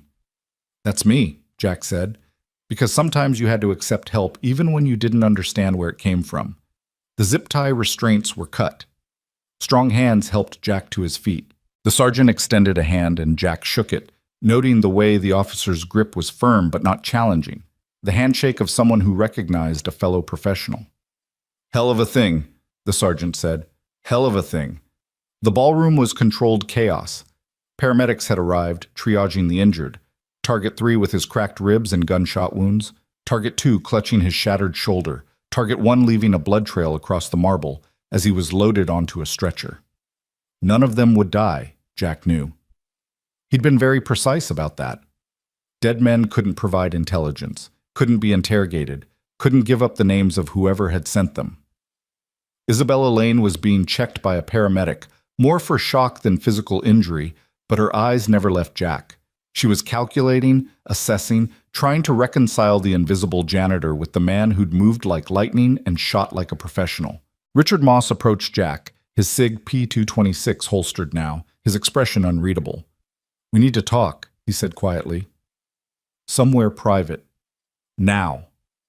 But before Jack could respond, before he could navigate this new reality he'd just created, he heard the sound that overrode every tactical consideration, every strategic calculation, every instinct except one, a child crying. Daddy! Ella had broken free from whoever was supposed to be watching her, sprinting across the ballroom with her arms outstretched, tears streaming down her face. Jack caught her as she launched herself at him, her small body colliding with his chest with enough force to make him stagger. "You're bleeding," she sobbed into his shoulder. "Daddy, you're bleeding. There's blood on your shirt. Are you hurt? Are you—" "Not my blood, baby girl," Jack murmured, holding her tight, one hand cradling her head while the other wrapped around her back. "I'm okay. We're okay. I promise." But they both knew it was a lie, because everyone in this ballroom had just seen what Jack Turner really was. The videos were already uploading to social media, shaky footage of the janitor moving like a trained killer, of impossible shots fired with perfect accuracy, of professional operators backing down because they recognized a ring and a reputation. By morning, Jack's face would be everywhere. The questions would start. Who was he? Where had he come from? What kind of janitor knew how to neutralize armed suspects with the efficiency of a special forces operator? And eventually, inevitably, someone would dig deep enough to find the truth. "Sir?" A detective had approached, notebook in hand, face professionally neutral. "I'm going to need a statement. Full account of what happened here tonight, starting with your name." Jack met the detective's eyes, still holding Ella, and made a decision. He'd spent 12 years running from his past, building a wall between who he'd been and who he wanted to be. That wall had just collapsed, and there was no rebuilding it. "Jack Turner," he said. "I'm the building's maintenance supervisor. I was working the event when armed men entered and took Miss Lane hostage. I intervened." The detective scribbled notes. "And your prior training? The sergeant mentioned you have experience." "Military," Jack said, which was technically true. "Infantry. Deployed overseas long time ago." More notes. "Infantry," the detective repeated, skepticism clear in his tone. "Right. And infantry training includes advanced close-quarters combat, precision shooting under stress, and tactical assault procedures?" "Some of us paid attention in basic training," Jack said mildly. The detective's expression suggested he knew he was being fed a line, but didn't have the ammunition to challenge it yet. "Uh-huh. Well, Mr. Turner, you should know that the FBI is going to want to talk to you, and probably Homeland Security, and definitely the district attorney's office, since there are 3 men on their way to the hospital with gunshot wounds, and you're the one who shot them." "Self-defense," Richard Moss interjected, moving to stand beside Jack. "And defense of others. Clear-cut case. I witnessed the entire incident, and I'll testify that Mr. Turner's actions were proportional, necessary, and saved lives." The detective nodded, adding this to his notes. "That's good. That'll help. But there's still going to be an investigation, Mr. Turner. People don't just walk away from discharging a firearm multiple times in a crowded public space, not without a lot of paperwork." "I understand," Jack said. More police were arriving now, detectives in suits, crime scene techs with cameras and evidence bags, a lieutenant who immediately took command and started barking orders about witness statements and chain of custody. The ballroom that had been filled with champagne and laughter an hour ago now looked like a war zone. Shattered glass, bloodstains on marble, plaster dust coating everything like snow. Isabella Lane had finished with the paramedics and was making her way toward Jack, Richard Moss moving protectively at her side. Up close, Jack could see the fear in her eyes, the tremor in her hands that she was trying to control. Whatever those men had wanted from her, whatever file they'd mentioned, it had clearly touched something that terrified her. "Mr. Turner," she began, then stopped, seeming to realize how inadequate words were. "You saved my life. I can't. Thank you seems insufficient." "You don't need to thank me," Jack said. Ella had stopped crying but still clung to him with the grip of someone who'd nearly lost something irreplaceable. Wrong place, wrong time. Anyone would have done the same. "No," Isabella said firmly. "No, they wouldn't have. Did you see how many people ran? How many looked away? You moved toward the threat, Mr. Turner, not away. That's not normal. That's not ordinary. That's—" She paused, her eyes dropping to the silver ring on his left hand. "Who are you? Really?" Jack considered lying, considered giving her the same story he'd given the detective. Just a veteran, just someone with some basic training who got lucky. But Isabella Lane hadn't survived in the cutthroat world of corporate leadership by being stupid or easily deceived, and she'd heard what the Russian operator had called him. Ghost. I'm someone who used to be someone else, Jack said carefully. A long time ago. Another life. The Hindu Kush, Isabella said, and Jack's blood went cold. She'd heard more of the conversation than he'd realized. That man said you died in the Hindu Kush. He recognized your ring. He called you. Don't, Jack interrupted, his voice sharper than he intended. Please. Whatever you heard, whatever you think you know, it's better if you forget it. For your safety and mine. Isabella studied him for a long moment, her CEO instincts clearly warring with her human curiosity. Finally, she nodded. Okay, for now. But Mr. Turner, those men weren't random criminals. They knew things about me, about something I supposedly took. And they were professional enough that seeing your ring, made them abort a mission. That suggests connections, resources, organization. I know, Jack said quietly, which means they might come back, or send others. And while I have excellent security, she glanced at Richard Moss, I don't have someone who can do what you just did. Jack saw where this was going and shook his head. Miss Lane, I appreciate the implied offer, but I'm not that person anymore. I'm a janitor, a single father. I just want to take my daughter home and forget this night ever happened. Daddy? Ella's voice was small, muffled against his shoulder. Are the bad men gone? They're gone, baby girl, Jack assured her. All gone. But what if they come back? It was the question Jack had been asking himself since the moment the Russian operator had recognized his ring. Because men like that didn't just walk away. They retreated, regrouped, and returned with better planning and superior force. And whoever had sent them, whoever was pulling strings from somewhere in the shadows, they now knew that Jack Turner was alive, active, and protecting Isabella Lane, which made him a problem that would need to be solved. They won't come back, Jack lied, because you told children the lies that let them sleep at night. I promise. But over Ella's head, his eyes met Isabella's, and they both knew the truth. This wasn't over. It was just beginning. The detective returned with more questions. The FBI arrived and wanted their own statement. Richard Moss was coordinating with his team, establishing a security perimeter, arranging for Isabella's immediate relocation to a secure location. The ballroom slowly emptied of civilians, replaced by law enforcement and emergency personnel, all of them working to process what would undoubtedly become the most high-profile incident in the city's recent history. And through it all, Jack held his daughter and watched the life he'd carefully constructed over 12 years crack and crumble like cheap plaster. The mayor approached, his face grave, his concerns seemingly genuine. Mr. Turner, on behalf of the city, I want to thank you for your bravery tonight. What you did, stepping in when trained security hesitated, neutralizing armed threats with minimal civilian casualties, it's nothing short of heroic. Jack bit back the response that wanted to emerge, that heroes were dead people, and he'd survived this long by being very good at not dying. Instead, he nodded politely and said, Just did what needed doing, sir. Still, the mayor continued, the city recognizes exceptional service. I'd like to present you with a commendation, perhaps arrange a ceremony. No, Jack said, more sharply than he intended. No ceremonies, no commendations, no public recognition, please. The mayor blinked, clearly unused to people refusing his offers of publicity. Mr. Turner, I understand humility, but what you did deserves acknowledgement. The people of this city should know. The people of this city should go back to their lives and forget I exist, Jack interrupted.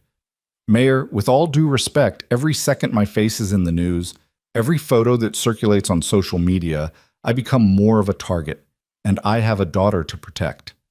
Understanding dawned in the mayor's eyes. Of course, you're right. We'll keep your identity out of official statements. But Mr. Turner, you should know that several dozen people filmed what happened here tonight. Those videos are probably already viral. Your anonymity might not be something we can preserve. Jack had already accepted that reality. The moment he'd moved, the moment he'd decided that protecting Isabella Lane was worth exposing himself, he'd known there would be consequences. You couldn't deploy that level of skill, couldn't move with that kind of precision without raising questions that would eventually find answers. I understand, Jack said quietly, but I'd appreciate any discretion you can provide. The mayor nodded and withdrew, probably already calculating how to spin this incident for maximum political advantage while honoring Jack's request for anonymity. A difficult balance, but mayors didn't rise to power without learning how to walk tightropes. Richard Moss returned, his phone in hand, face grim. "We have a problem," he said quietly, positioning himself so only Jack and Isabella could hear. "My team just finished checking the building's security footage. Those 6 operators, the 3 who took the stage and the 3 who created the diversion, they didn't arrive tonight. They've been in the building for 3 days. Isabella's face went pale. 3 days? That's impossible. We have facial recognition, biometric scanners, security checkpoints. They bypassed everything, Moss interrupted. Probably had inside help, someone in facilities or maintenance who could create blind spots in the coverage. They've been living in the mechanical spaces between floors, observing routines, planning their approach. This wasn't opportunistic, Ms. Lane. This was surgical. Jack's tactical mind was already extrapolating implications. 3 days meant detailed reconnaissance. It meant they'd studied Isabella's movements, her security protocols, her habits and patterns. It meant they'd identified the ballroom event as the optimal strike window, maximum chaos, maximum witnesses, maximum pressure to comply quickly. It also meant they'd probably identified escape routes, secondary positions, contingency plans. Professional operators always had contingencies. "You need to leave the city," Jack said bluntly. "Tonight. Don't go home. Don't go to your office. Don't go anywhere they might anticipate. Find somewhere remote, somewhere you've never been before, and stay there until we understand what we're dealing with." "We?" Isabella raised an eyebrow. "I thought you were just a janitor who wanted to go home." Jack looked at his daughter, still clinging to him, her face buried in his shoulder. Then he looked at Isabella Lane, brilliant, terrified, clearly in over her head, and felt the old instincts rising. The ones that said when you saw someone drowning, you didn't walk away just because getting wet was inconvenient. "The people who sent those men now know I'm involved," Jack said quietly. "Which means my daughter and I are already targets. The only way we get clear of this is by ending the threat permanently. And the only way to end it is by understanding what you took, what they think you have, and why they're willing to commit federal crimes to get it back." Isabella started to respond, then stopped, her eyes widening as she looked past Jack toward the ballroom entrance. Jack turned, his hand instinctively reaching for a weapon he no longer carried, and saw a figure standing in the doorway. The man was in his 60s, silver-haired and distinguished, wearing a suit that probably cost more than Jack's car. But it was his bearing that set him apart, the kind of absolute confidence that came from decades of wielding real power, not the cheap imitation that came with money or political office. "Ms. Lane," the man said, his voice carrying across the ballroom with casual authority, "I believe we need to have a conversation about the Prometheus file, and about why you thought stealing classified research from the Defense Advanced Research Projects Agency was a sound business decision." The ballroom, already tense with the aftermath of violence and adrenaline, went absolutely silent. Every conversation stopped mid-sentence. Every police officer and detective turned toward the doorway.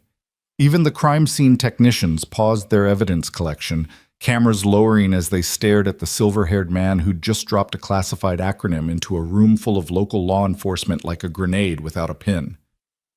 Isabella Lane's face drained of color so completely that Jack thought she might faint. Her hand reached out, grasping Richard Moss's arm for support, her perfectly manicured nails digging into the fabric of his suit jacket hard enough to leave crescents in the material. "Who the hell are you?" Richard demanded, his hand moving toward his holstered weapon with the kind of casual readiness that suggested he was 3 seconds from drawing it. The silver-haired man smiled, but the expression held no warmth. He reached into his jacket pocket, moving slowly, deliberately, giving everyone time to see that he wasn't reaching for a weapon, and produced a leather credential case. He flipped it open, holding it up so the federal badge caught the fractured light from the damaged chandeliers. "Deputy Director Marcus Webb, Defense Intelligence Agency," he announced, his voice carrying the kind of authority that made even the senior police lieutenant straighten unconsciously. "This incident is now under federal jurisdiction. I'm going to need everyone without a security clearance above top secret to clear the room. That includes local law enforcement." The police lieutenant, a man named Reeves, according to his name tag, stepped forward, his jaw set. With all due respect, sir, this is an active crime scene. Multiple felonies occurred here tonight, including attempted kidnapping, assault with deadly weapons, and discharge of firearms in a public space. I'm not clearing my people until I understand what authority gives you the right to supersede a local investigation. Webb's smile widened fractionally. The authority of national security, Lieutenant. The Prometheus file Ms. Lane stole, and yes, we have proof of the theft, including digital forensics and testimony from 3 different whistleblowers inside Sterling Enterprises, contains classified research into next-generation weapons systems. Research that, if it fell into the wrong hands, could compromise American military superiority and endanger lives around the world. He paused, letting that sink in, his eyes moving across the room to make sure everyone understood the gravity of what he was saying. So when I say this is federal jurisdiction, what I mean is that your crime scene, your investigation, and your suspects are all now matters of national security. You can cooperate, or I can have the Attorney General call your mayor and explain why the city police department is interfering with a DIA operation. Your choice, Lieutenant. Reeves's face flushed red, anger and frustration warring with the practical reality that fighting federal agencies was a battle local police never won. Fine, he bit out, but I want documentation, official transfer of jurisdiction, signed orders, the whole 9 yards. I'm not letting you just walk in here and... You'll have everything you need within the hour, Webb interrupted smoothly. My people are already coordinating with your chief, but right now I need this room cleared of everyone except Ms. Lane, her security chief, and... His eyes found Jack still holding Ella, and something flickered in his expression. The maintenance worker who apparently has a very interesting skill set. Jack felt ice water replacing the blood in his veins. This was it. The moment he'd been dreading for 12 years. Someone with access to the right databases, the right classified files, had put the pieces together. The call sign, the ring, the tactical proficiency that no janitor should possess. Deputy Director Marcus Webb knew exactly who Jack Turner really was. The police began filing out, Reeves leading his people with stiff shoulders and barely contained resentment. The crime scene techs packed their equipment, casting curious glances at Webb and his mysterious credentials. Within 5 minutes, the vast ballroom held only 6 people: Webb, Isabella, Richard Moss, Jack, Ella, and 2 men in dark suits who'd appeared behind Webb like silent shadows, their bearing screaming Federal Protection Detail. Ms. Lane, Webb began, his tone shifting from authoritative to something almost conversational, you've been a very difficult woman to track. The shell companies, the offshore accounts, the encrypted communications, quite elaborate for a corporate CEO. Almost as if you were trying to hide something. Isabella had regained some of her composure, her spine straightening, her voice steady when she spoke. I don't know what you're talking about. Sterling Enterprises conducts legitimate business research. If someone within my organization accessed classified materials without authorization, that's news to me. Really? Webb pulled out a tablet from his other jacket pocket, swiping through screens with practiced efficiency.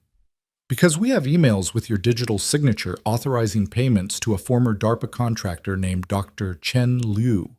We have bank transfers from Sterling accounts to Dr. Chen's Cayman Islands holdings. We have phone records showing 63 calls between your private cell and Dr. Chen's burner phones over a 6-month period. He looked up from the tablet, his expression hard. We have everything, Ms. Lane. The only question now is whether you cooperate and potentially avoid federal prison, or whether you stonewall and spend the next 20 years in a cell. Jack watched Isabella's face, saw the moment her options crystallized in her mind. She was brilliant. You didn't become the youngest Fortune 500 CEO by being stupid, and she could clearly see that Webb had done his homework. The evidence was overwhelming. The path forward was narrow, but there was something else in her eyes too, something that looked like relief. It wasn't supposed to be classified, Isabella said quietly, her voice barely carrying across the now empty ballroom. Dr. Chen told me the research had been abandoned, that DARPA had shut down the program, that the data was essentially public domain. He said the only reason it was still marked classified was bureaucratic inertia. Dr. Chen lied, Webb said flatly. The Prometheus program wasn't abandoned.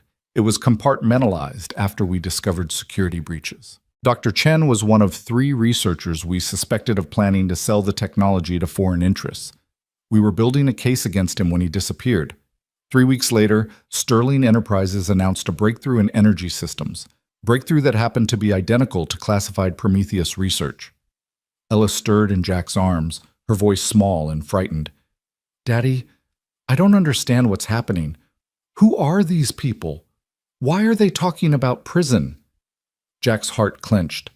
This was exactly what he'd been trying to avoid, Ella being exposed to the shadows and secrets that defined his old life.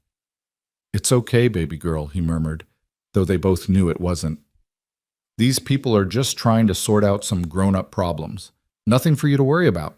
Webb's eyes moved to Ella, and something in his expression softened fractionally. "How old is your daughter, Mr. Turner?" 9, Jack said, his voice carefully neutral. "And if this is a conversation about national security and classified research, maybe she shouldn't be here." "I agree." Webb gestured to one of his protection detail, a woman in her 30s with kind eyes and the kind of build that suggested serious gym time. "Agent Morrison, would you mind taking the young lady to one of the private offices upstairs? Maybe find her some hot chocolate, put on a movie?" Ella's grip on Jack tightened. "I don't want to leave Daddy." "I know, sweetheart," Webb said, and the gentleness in his voice seemed genuine. "But your father and I need to have a very boring adult conversation about very boring adult things. You'll be much happier watching cartoons with Agent Morrison, and I promise," he looked directly at Jack, "your father will come get you as soon as we're done talking. You have my word." Jack wanted to refuse, wanted to keep Ella close where he could protect her. But the truth was that whatever conversation was about to happen, his daughter didn't need to hear it. The details of classified programs and federal crimes and whatever role Jack had played in his former life, those weren't things a 9-year-old should be exposed to. "Go with Agent Morrison," Jack said softly, loosening his grip on Ella even though every instinct screamed at him to hold tighter. "She'll take care of you, and I'll be there before you know it, okay?" Ella's eyes were wet, but she nodded, sliding down from Jack's arms with visible reluctance. Agent Morrison extended a hand, and after a moment's hesitation, Ella took it. "What kind of movies do you like?" Morrison asked as she led Ella toward the exit, her voice warm and conversational. "I bet there's a Disney Plus account somewhere in this building."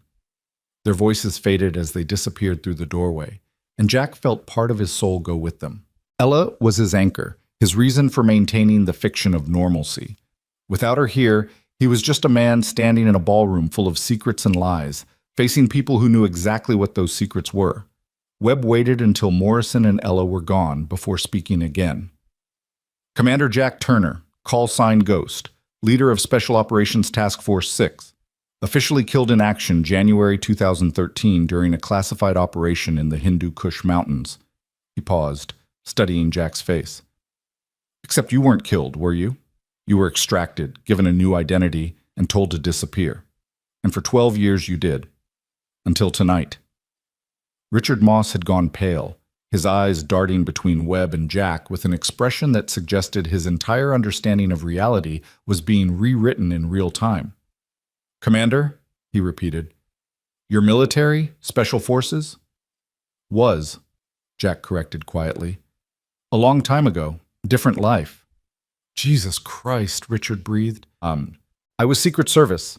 Presidential detail. I thought I knew how to spot operators. You've been working maintenance in this building for 6 months, and I never, not once, I never even suspected." "That was the point," Webb said. "The Ghost program was one of the most classified operations in modern military history. The soldiers selected for Task Force 6 underwent psychological conditioning, specialized training, and identity suppression protocols that made them functionally invisible in civilian contexts. They could blend into any environment, any socioeconomic level, any community. And when situations required their particular skill set, they could transition from civilian to operator in seconds." He gestured toward the stage where blood still stained the marble, where evidence markers showed the positions where Jack had neutralized 3 armed men with the kind of precision that most SWAT teams couldn't achieve. "Like tonight, maintenance worker one moment, tactical assault specialist the next. It's actually quite impressive, Commander. Most Ghost operatives couldn't maintain the fiction for more than a few years before the conditioning broke down. But 12 years? That's exceptional. Jack said nothing. What could he say? That he'd maintained the fiction because his wife had been real, his daughter was real, his love for them was the only truth he'd clung to in a world built on deception? That the conditioning hadn't broken down because he'd never wanted to be the ghost again? Isabella was staring at him with an expression that mixed awe and fear in equal measure. "You're a government assassin," she said, her voice hollow. "The janitor I barely noticed for 6 months is a trained killer who— What? How many people have you— "Zero," Jack interrupted. Task Force 6 had a perfect record. Every mission, every operation, everyone came home alive. That was the Ghost's reputation. Impossible missions with 0 casualties. I never killed anyone who didn't absolutely need killing, and I spent every day trying to find ways to accomplish objectives without violence. How noble, Webb said dryly. Which is why the operation in the Hindu Kush went so well, despite losing a helicopter, evading enemy forces for 6 weeks, and emerging with your entire team intact, but the mission objectives completely unfulfilled. The words hit Jack like a physical blow. The Hindu Kush operation, the mission that had ended his military career, that had resulted in his official death and civilian resurrection, had been a disaster by every metric except the one that mattered to Jack. His team survived. The objectives were flawed, Jack said quietly. The intelligence was wrong. The targets weren't enemy combatants. They were civilians, refugees fleeing from Taliban forces. I wasn't going to authorize an airstrike on women and children just because some analyst 5,000 miles away misidentified them as hostiles. Webb's expression didn't change. And that decision, that unauthorized deviation from mission parameters, cost the United States strategic intelligence that could have prevented 3 terrorist attacks in the following year, attacks that killed 47 people, including 2 Americans. But at least you maintained your moral high ground, Commander. The accusation hung in the air like poison gas.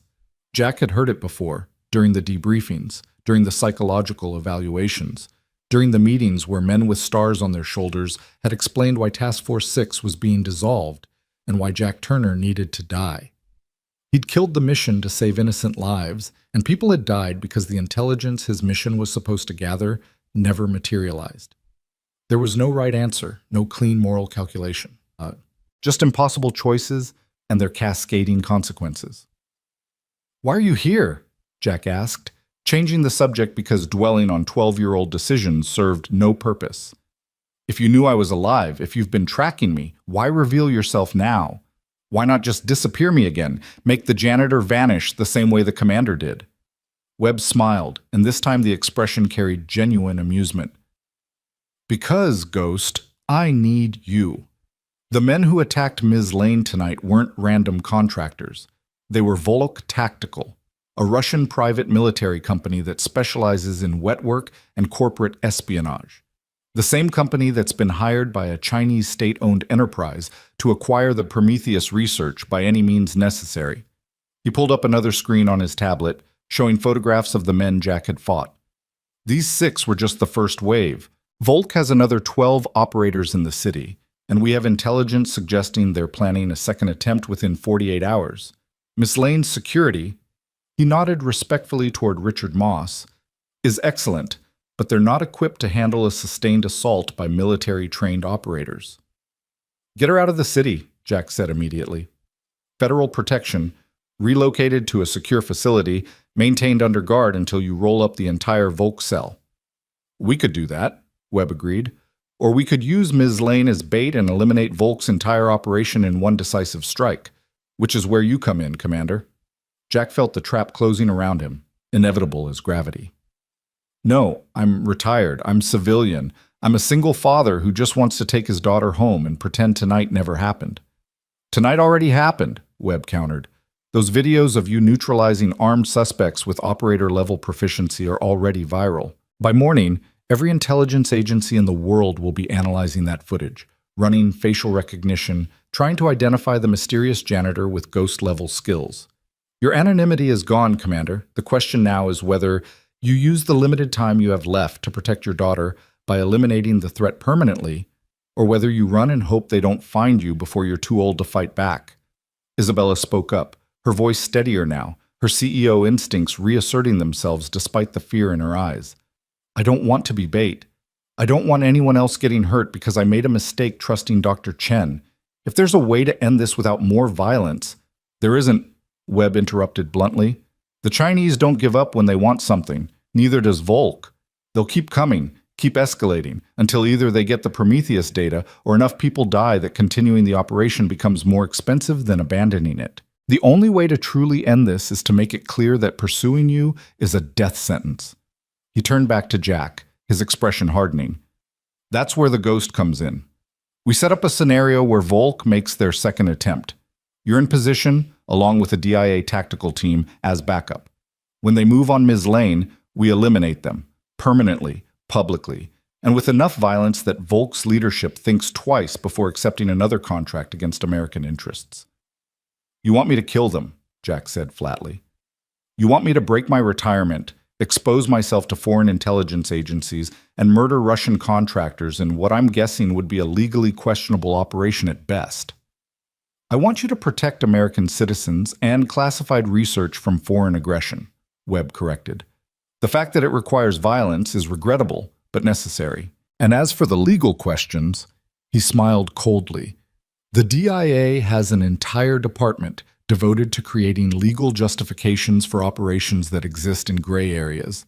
You'll be fine, Commander. You'll be a hero, actually. The man who stopped foreign mercenaries from stealing American military secrets.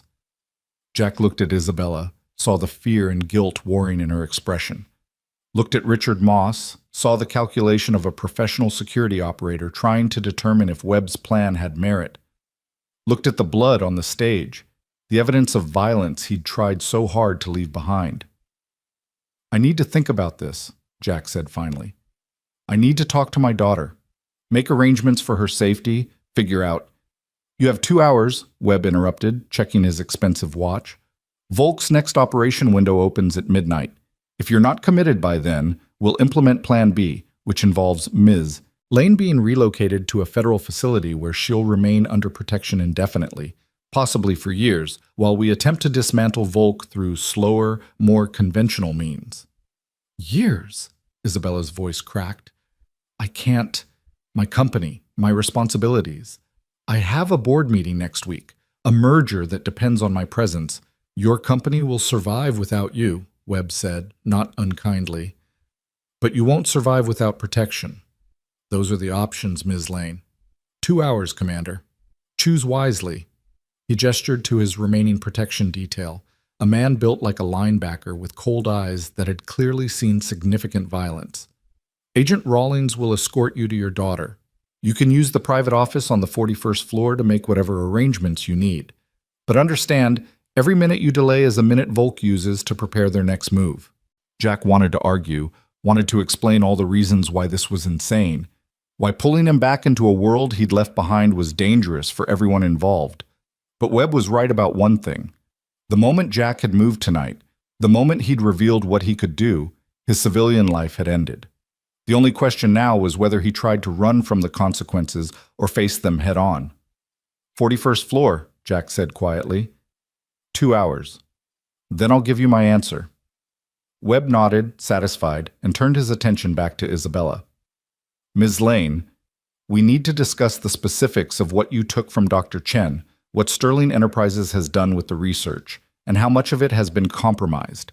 That conversation needs to happen now, and it needs to be completely honest.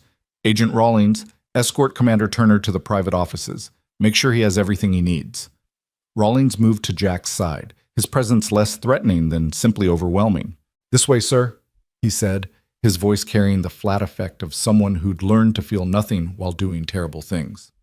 Jack followed, his mind already racing through scenarios and probabilities, trying to find a path forward that didn't end with his daughter orphaned or himself dead. The ballroom doors closed behind them, muffling the sound of Webb interrogating Isabella about classified research and corporate espionage. The elevator ride to the 41st floor was silent, except for the mechanical hum of cables and motors. Rawlings stood at parade rest, his eyes forward, his presence filling the small space with the kind of quiet menace that came from absolute confidence in one's ability to inflict violence. You served? Jack asked quietly. Marines, Rawlings said without looking at him. Force Recon. 2 deployments in Afghanistan, 1 in Iraq. Got recruited by DIA after my 3rd tour ended. Been working protection details and tactical operations for 6 years. Like what Webb's proposing? Rawlings' eyes flickered toward Jack, assessment and calculation visible in their depths. Sir, I've worked with the deputy director for 4 years.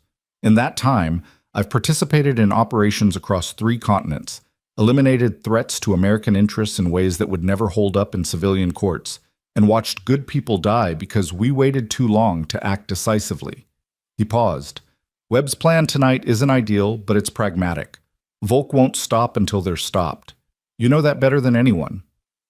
The elevator doors opened onto a floor of executive offices, the kind of corporate luxury that existed to impress clients and intimidate competitors. Rawlings led Jack down a hallway lined with artwork that probably cost more than Jack's annual salary, stopping at a door marked Executive Conference Room. Inside, Ella sat on a leather couch that could have seated 8 people, a mug of hot chocolate in her hands, watching something animated on a massive wall-mounted television. Agent Morrison sat nearby, her posture relaxed but her eyes constantly scanning, the eternal vigilance of someone trained to spot threats before they materialized.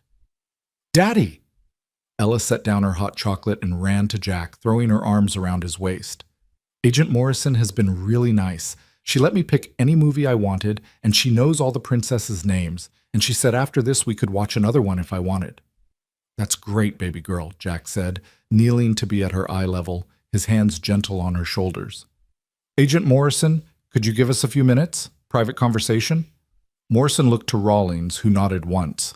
Both agents stepped into the hallway, closing the door behind them with a soft click that somehow felt more ominous than a slamming. Jack guided Ella back to the couch, sitting beside her, trying to find words that would explain the unexplainable to a 9-year-old who'd already seen far too much tonight. "Sweetheart, we need to talk about what happened downstairs. About what you saw." Ella's face grew serious, older than her years.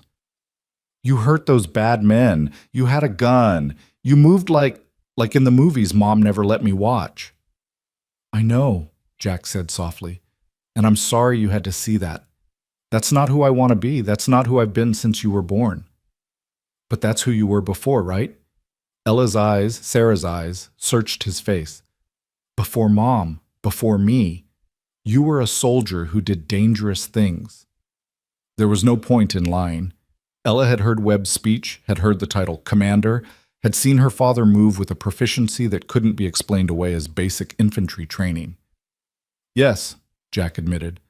"A long time ago, I was a soldier. I did dangerous things, impossible things, things I'm not proud of. But when I met your mom, when you were born, I walked away from all of that. I became just Dad. And that's all I've wanted to be for your entire life." "But now the dangerous things found us anyway," Ella said, her voice small but steady. "Those bad men who wanted to hurt that lady, they knew who you were. They were scared of you." "They were scared of who I used to be," Jack corrected. "The ghost. That's what they called me. Because I was good at being invisible, at moving through places without being seen. But that person, he died a long time ago. He died so that you could have a normal father, a normal life." Ella was quiet for a long moment, her small hands wrapped around the cooling mug of hot chocolate. "Mom knew, didn't she, about the ghost?" Jack felt his throat tighten. "Your mom knew I had a past. She didn't know the details, didn't want to know. She just knew that I loved her, that I loved you, and that I'd do anything to protect our family. That was enough for her. Is that why you saved that lady tonight? To protect people?" "Yes. But now you're in trouble because of it. That man, Deputy Director Webb, he wants you to do dangerous things again. I heard Agent Morrison talking to Agent Rawlings on her phone." Ella looked up at Jack, tears forming in her eyes. "Daddy, I don't want you to die like Mom died. I can't. If I lose you too—" Jack pulled her into a tight embrace, feeling her small body shake with sobs she'd been holding back since the moment the ballroom had erupted into chaos. "You're not going to lose me, baby girl. I promise. Whatever happens, whatever I have to do, I'm coming back to you. Always." But even as he said the words, Jack knew they might be a lie.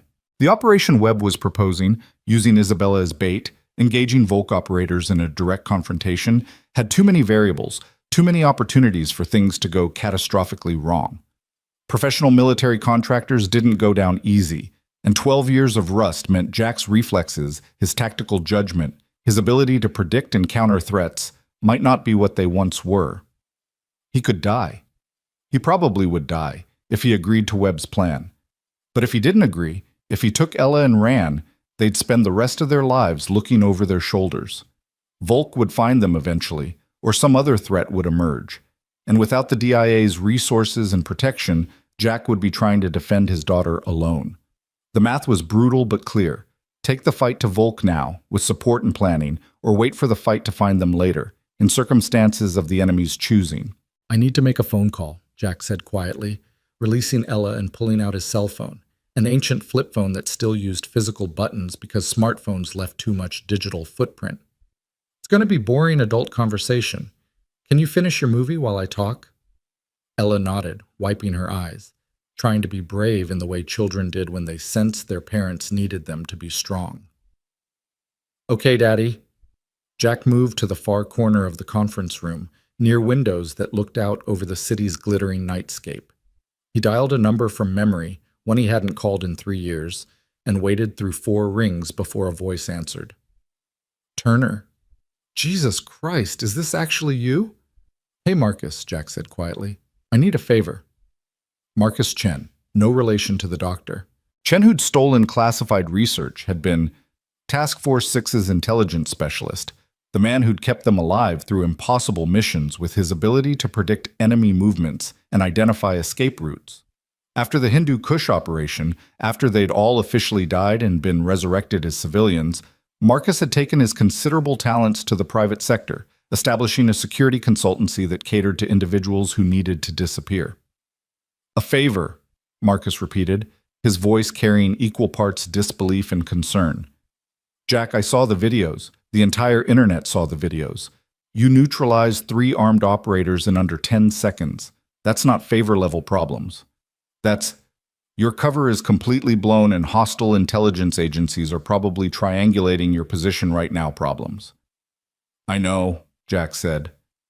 "Which is why I need you to take Ella, tonight, right now. Get her somewhere safe, somewhere isolated, somewhere that if I don't survive the next 48 hours, she'll be protected and cared for." Silence on the other end of the line, broken only by the sound of Marcus breathing and the faint background noise of traffic.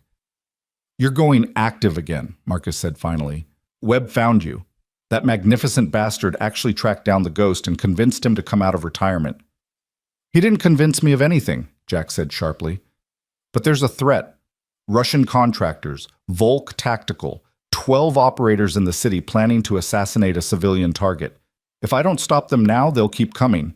And eventually they'll figure out where Ella and I live, where she goes to school, where we're vulnerable. So you're going to kill them all," Marcus said matter-of-factly. "Classic ghost solution. Eliminate the threat permanently so it can't regenerate." I'm going to try to stop them with minimal casualties," Jack corrected, though they both knew that was probably wishful thinking. "But yes, if it comes down to violence, I'll do what's necessary. I just need to know that Ella is safe first, that if something goes wrong, she'll be taken care of." Another pause. Then Marcus said something Jack had known was coming, but still hurt to hear. "Sarah made me promise, right before she died. Made me swear that if anything ever happened to you, if the past ever caught up and you couldn't protect Ella, I'd step in. I'd be the uncle she needed." Jack's vision blurred. "She told me the same thing. Said you were the only person from my old life she trusted completely. Where's Ella now?" "Executive conference room, 41st floor of Sterling Tower. 2 DIA protection agents outside the door. You'll need to coordinate with Deputy Director Webb, convince him that she's safer in your custody than in federal protection." "Webb's smart enough to recognize a good solution when he hears one," Marcus said. Jack could hear movement on the other end of the line, the sound of drawers opening, equipment being gathered. "I can be there in 90 minutes. That gives you time to say goodbye properly." "Thank you," Jack said, and meant it with every fiber of his being. "Don't thank me yet. Just don't die, okay? Ella's already lost her mother. She doesn't need to lose you too." The call disconnected. Jack stood at the window, looking out at the city where somewhere 12 Russian contractors were planning their next move, preparing for violence, confident in their training and equipment and the element of surprise. They'd be wrong about that last part. Jack was done being surprised. He returned to the couch where Ella was watching her movie, sat down beside her, and pulled her close. "Baby girl, I need to tell you about a man named Marcus. Uncle Marcus. Though you've never met him." The conversation took 20 minutes. Ella asked questions, good questions, the kind that showed she understood the gravity of what Jack was proposing, and Jack answered as honestly as he could without terrifying her. Yes, he was going to do something dangerous. Yes, there was a possibility he might get hurt. Yes, Uncle Marcus was someone she could trust completely, someone who'd known her mother, someone who'd promised to always look out for her. "But you'll come back," Ella said, and it wasn't quite a question. "I'll do everything in my power to come back," Jack promised. "And when I do, we're going to leave this city, find somewhere quiet and safe, somewhere with good schools and parks, and maybe a dog if you still want one. Somewhere we can be normal again." "Okay," Ella whispered. "I believe you, Daddy." Jack held her until Morrison knocked softly on the door, announcing that someone named Marcus Chen was in the building and Deputy Director Webb wanted confirmation before allowing him access to the 41st floor. Jack gave that confirmation, and 20 minutes later Marcus walked into the conference room.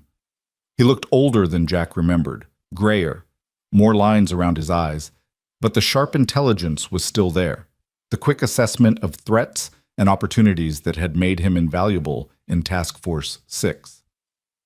"Hey, Jack," Marcus said quietly. Then to Ella, "And you must be the famous Ella I've heard so much about. Your dad's told me you're an amazing artist."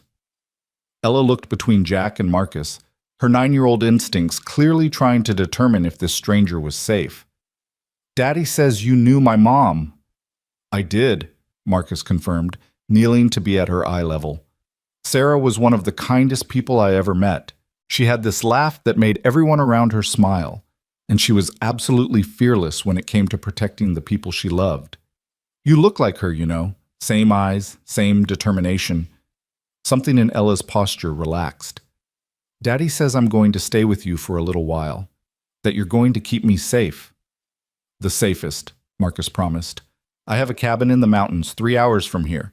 No neighbors, no city noise, just trees and a lake, and the best stargazing you've ever seen. Your dad told me you like stars." Ella nodded slowly. "Okay, but Daddy has to promise to call me every day." "Every single day," Jack agreed, though he had no idea if he'd be able to keep that promise. "And when this is all over, I'm coming to get you, no matter what." The goodbyes were harder than Jack had anticipated.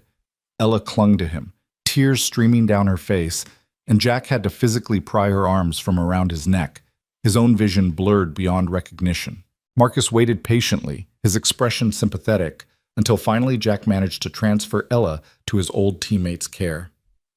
"Take care of my girl," Jack said, his voice rough. "With my life," Marcus promised. "You just make sure you come back to her. She's already lost too much."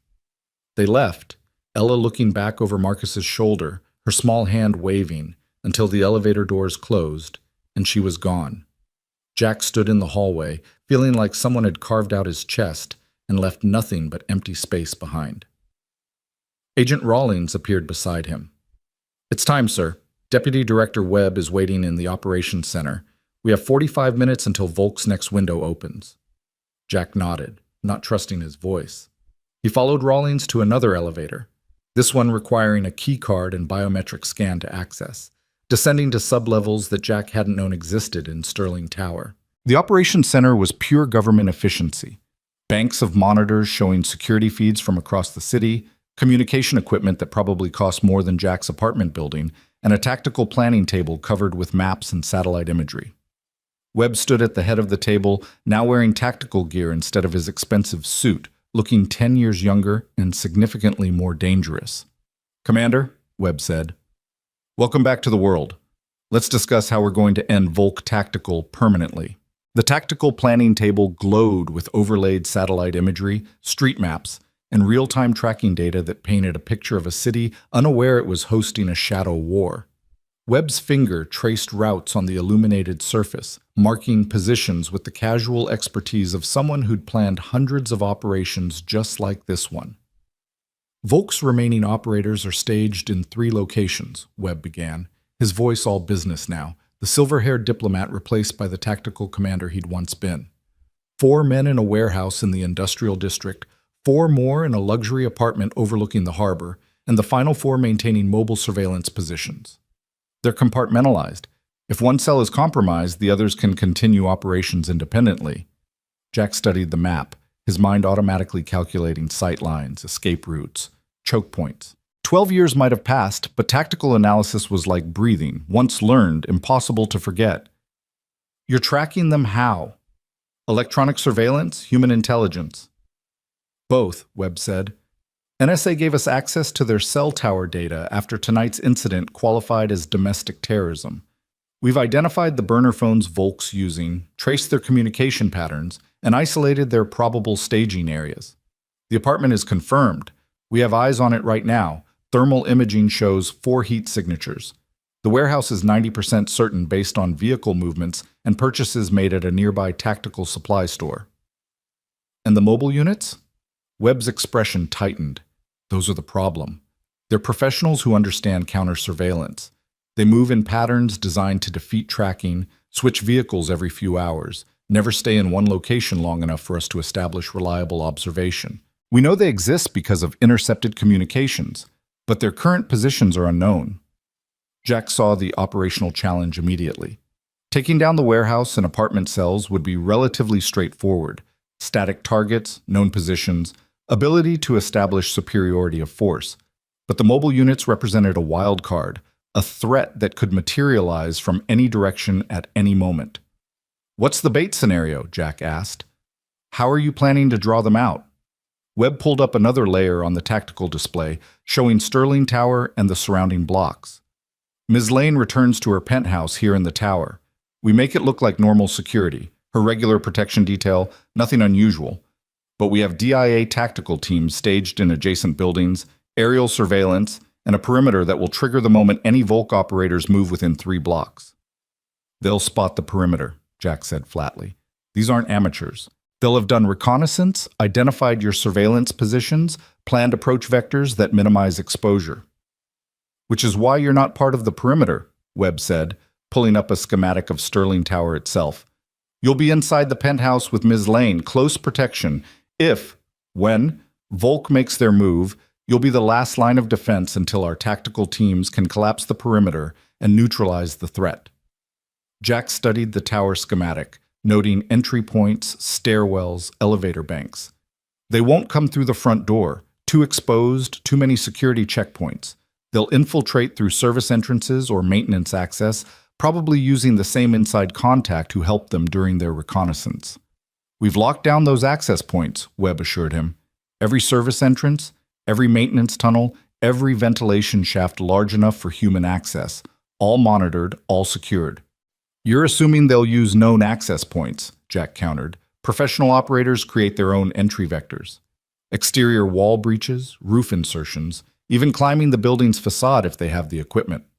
He paused, a memory surfacing from his task force 6 days. In Kandahar, we infiltrated a supposedly secure compound by rappelling down from the adjacent building's roof. Everyone was watching the ground-level approaches. Nobody thought to look up. Webb's expression showed grudging respect. Point taken. We'll add aerial observation assets and establish rooftop security. Anything else? Jack was about to respond when his combat instincts, dormant for years but now fully awake, registered something wrong. It was subtle, more feeling than fact, but in his old life, ignoring those feelings had been the difference between mission success and body bags. This entire plan assumes Volk doesn't know about DIA involvement, Jack said slowly. But they had to know the ballroom operation failed. They had to have extraction protocols, emergency communications.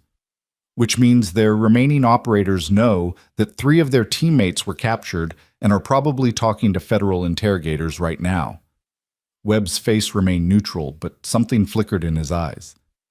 The 3 suspects from the ballroom are currently in DIA custody. They're being interrogated, but so far they've refused to provide any intelligence. So Volk's leadership knows you have their people, Jack pressed.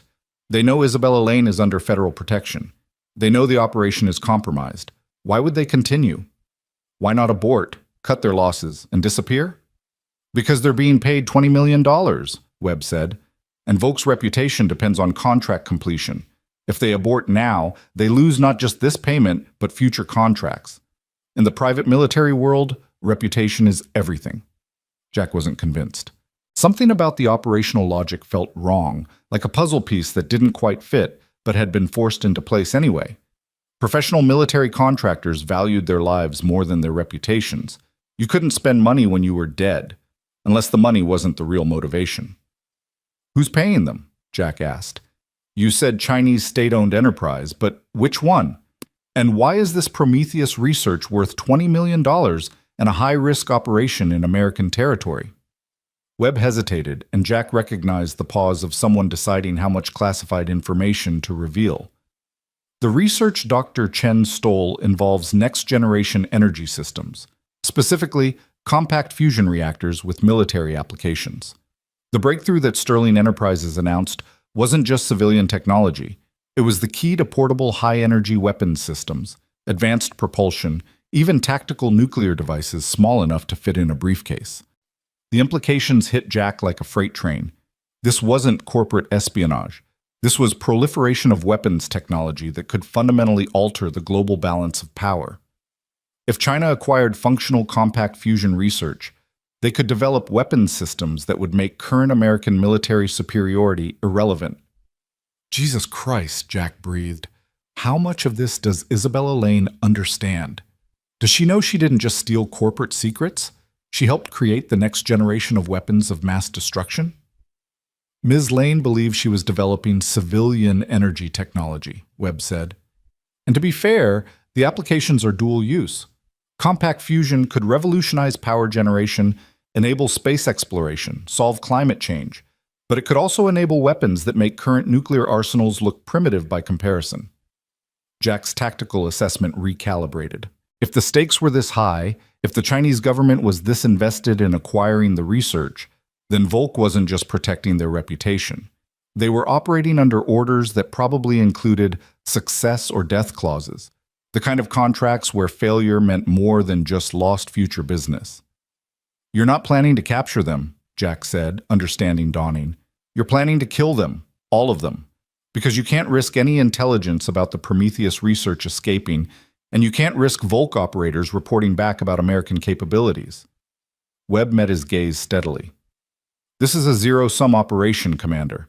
Either we eliminate the threat permanently, or we accept that hostile foreign actors have detailed knowledge of America's most classified weapons research.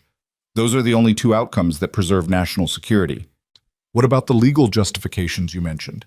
The Attorney General's office, the whole "we have lawyers for this" speech? We have lawyers, Webb confirmed. Very good lawyers who will ensure that everything we do tonight falls into legally defensible gray areas. Self-defense, protection of federal witnesses, prevention of imminent terrorist acts. Take your pick. They're all technically accurate and completely false. Jack had operated in those gray areas before, during his Task Force 6 days. Missions where the official record bore no resemblance to what actually happened, where enemy combatants died in ways that couldn't be traced back to American operators, where success was measured in problems that quietly disappeared rather than headlines that loudly celebrated.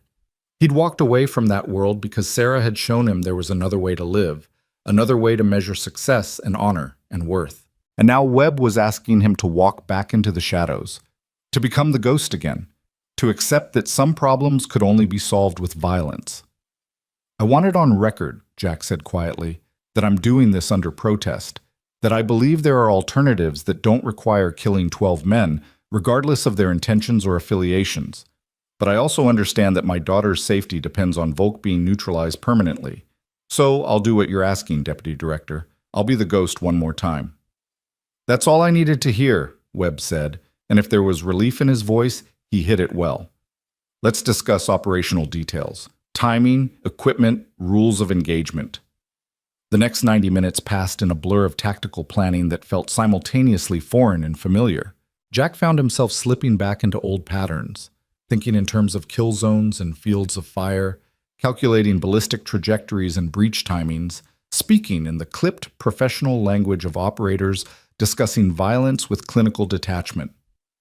Webb provided equipment that Jack recognized from his Task Force 6 days, a Heckler & Koch MP7 personal defense weapon, compact and devastatingly effective at close quarters, a tactical vest with ceramic plate inserts that might stop rifle rounds, communications gear that would keep him linked to Webb's command center, a tactical knife whose weight and balance felt like greeting an old friend.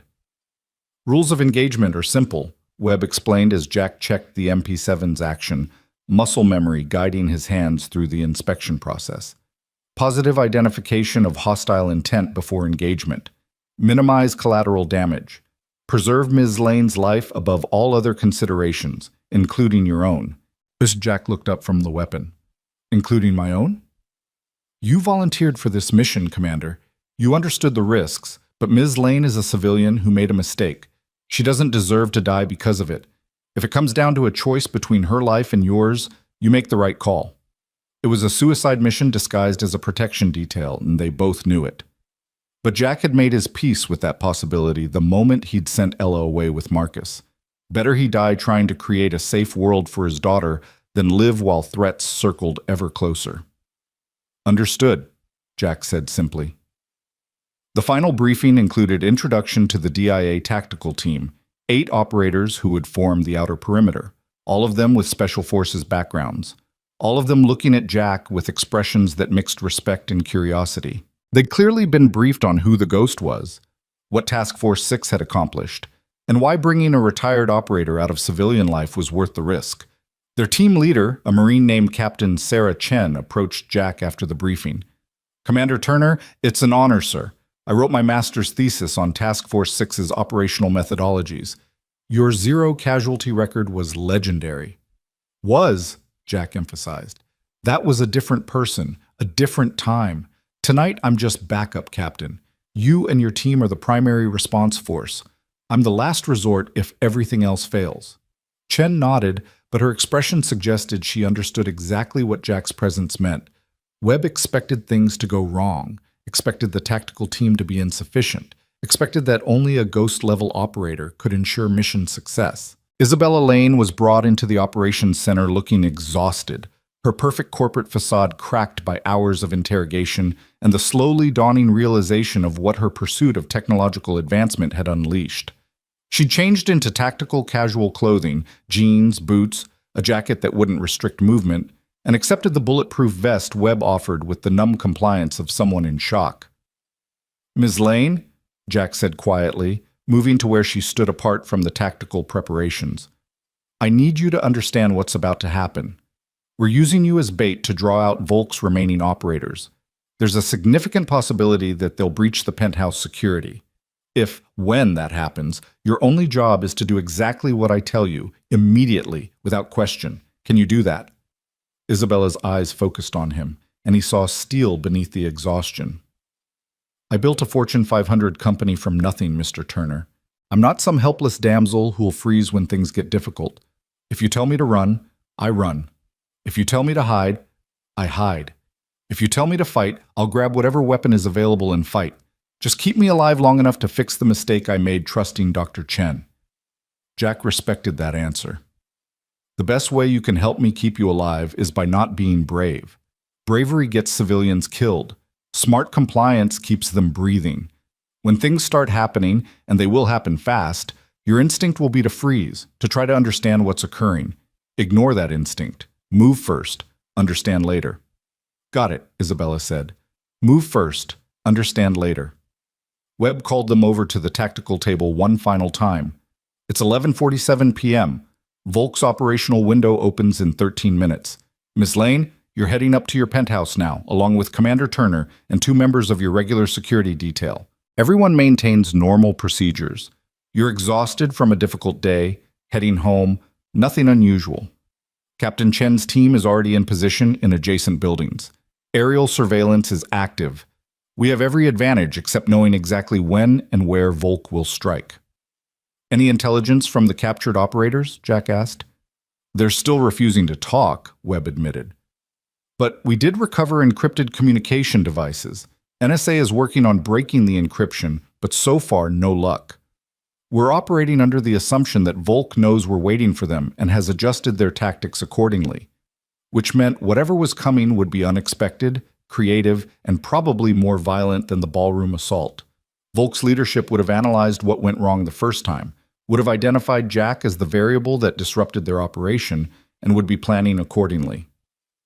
"Let's move," Webb said. "And Commander, Sarah made you promise to give Ella a normal life. Make sure you survive tonight to keep that promise." The trip up to Isabella's penthouse felt surreal. Riding a private elevator with bulletproof glass, passing through security checkpoints that included retinal scans and biometric verification, entering a living space that occupied the entire top floor of Sterling Tower with 360-degree views of the city lights.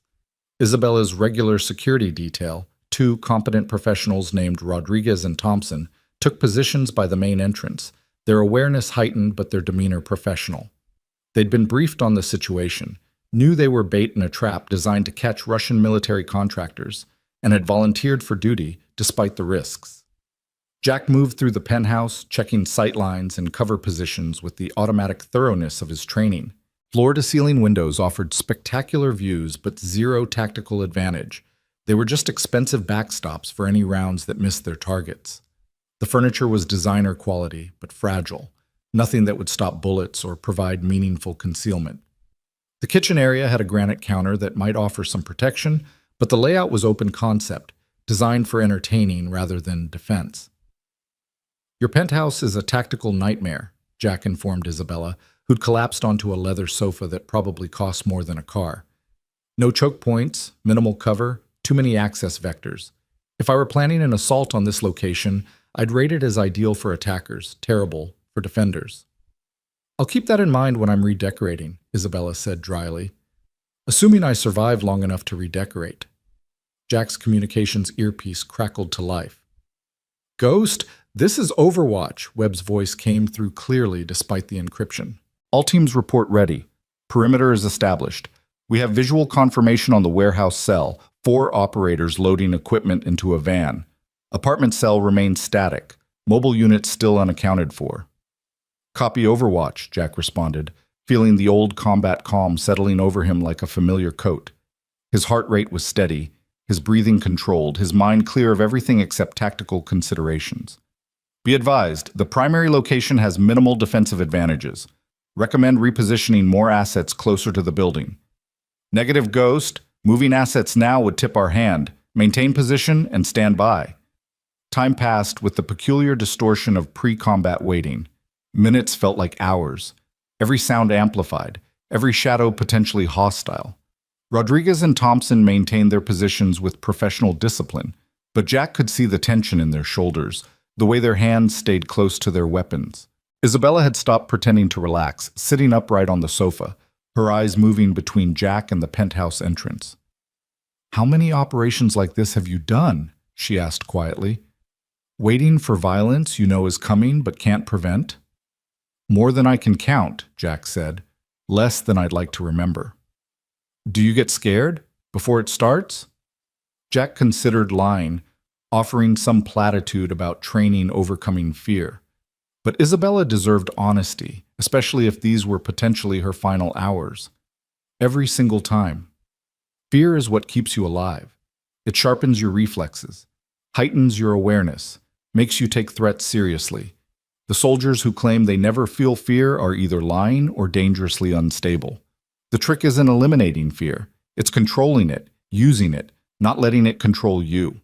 Before Isabella could respond, Webb's voice exploded through the communications channel. All units. Warehouse cell is mobile, heading towards Sterling Tower. ETA 12 minutes. Apartment cell is also moving. This is not a drill. Ghost, you have incoming hostiles, multiple vectors, estimated 8 to 12 operators. Rules of engagement are now active. Jack's body responded before his conscious mind finished processing, moving toward Isabella with fluid economy. Time to move. Kitchen, behind the granite counter, stay low and stay quiet. Isabella complied instantly, her earlier promise of smart compliance proving accurate. She moved fast but controlled, getting into position while Jack established his primary defensive position near the main entrance, giving him overlapping fields of fire that covered both the door and the service entrance that led to the building's mechanical spaces. "Rodriguez, Thompson, tighten your positions," Jack ordered. "They're going to come hard and fast. Your job is to slow them down, force them into kill zones, and survive long enough for the tactical teams to arrive.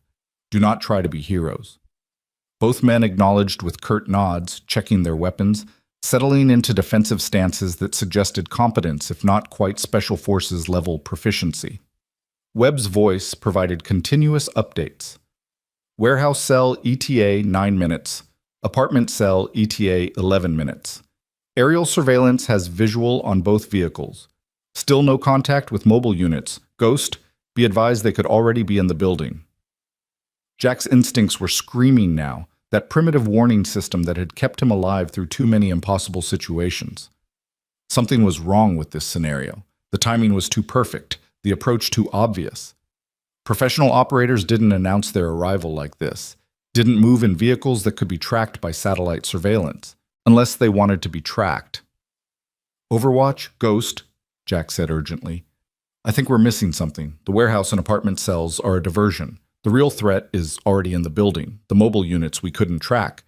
They've been here the whole time, waiting for us to focus on the obvious approaches." Webb's pause lasted 3 heartbeats, an eternity in tactical time. "Explain your reasoning, Ghost." "Volk knows we captured 3 of their operators. They know those operators will eventually talk, providing intelligence on Volk's methods and capabilities. The smart play isn't to send more operators through approaches we're obviously watching. The smart play is to sacrifice the cells we can track while the operators we can't track achieve the objective."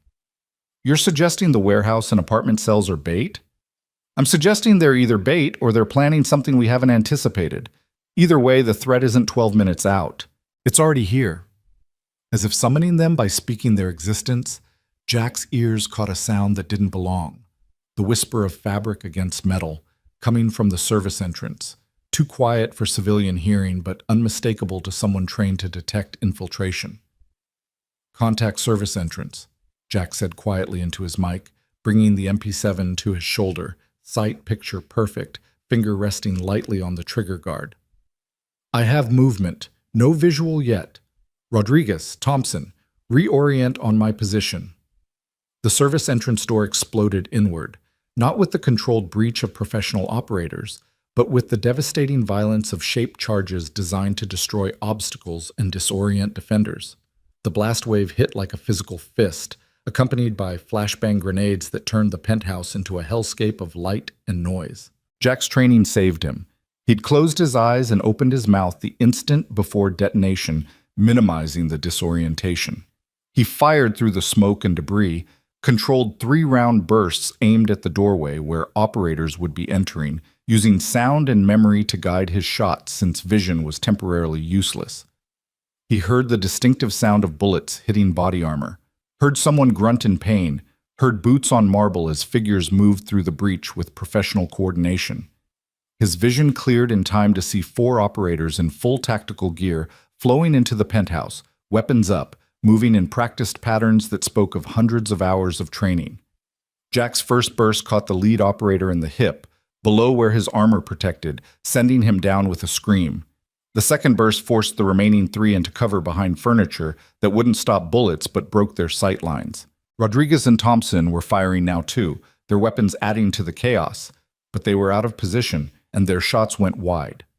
One of the Volk operators, a woman with ice-cold eyes visible through her tactical mask, put a precise burst into Thompson's center mass. His armor caught most of it, but the impact sent him stumbling backward, gasping for air. Jack moved, because staying still meant dying. He flowed across the penthouse, using furniture and walls for momentary concealment, getting angles on the operators that their armor couldn't protect. His MP7 barked twice more, catching one operator in the thigh and another in the shoulder, disabling shots, professional shots, the kind of marksmanship that came from thousands of hours on ranges and in kill houses. But there were still 2 operators active, and Jack's movement had exposed him. The female operator had him dead to rights, her rifle coming around with mechanical precision, and Jack knew with absolute certainty that he'd made a tactical error that would cost him his life.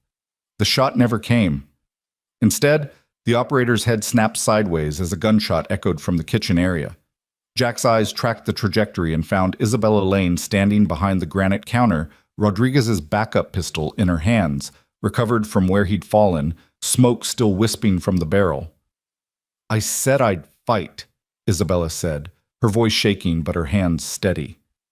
The final Volk operator made a tactical decision, his training recognizing that the operation had failed, that his teammates were down, that extraction was more important than objective completion. He retreated toward the service entrance, laying down suppressing fire that forced Jack to take cover, and disappeared into the smoke still pouring from the breached doorway. "Overwatch, Ghost," Jack gasped into his mic, checking himself for wounds and finding none. 4 operators neutralized, 1 escaped through service entrance. "We need medical now. Thompson is down, Rodriguez is wounded, Isabella Lane is secure." Webb's response was drowned out by the sound of helicopters descending toward the building's roof and the thunder of boots as Captain Chen's tactical team breached through the main entrance. Within seconds, the penthouse was swarming with DIA operators, medics rushing to the wounded, weapons trained on the downed Volk contractors. Captain Chen appeared at Jack's side, her expression mixing relief and respect. "Hell of a defensive action, Commander. 4 hostiles down, 1 civilian saved, minimal friendly casualties. That's exactly what your reputation suggested you were capable of." Jack barely heard her.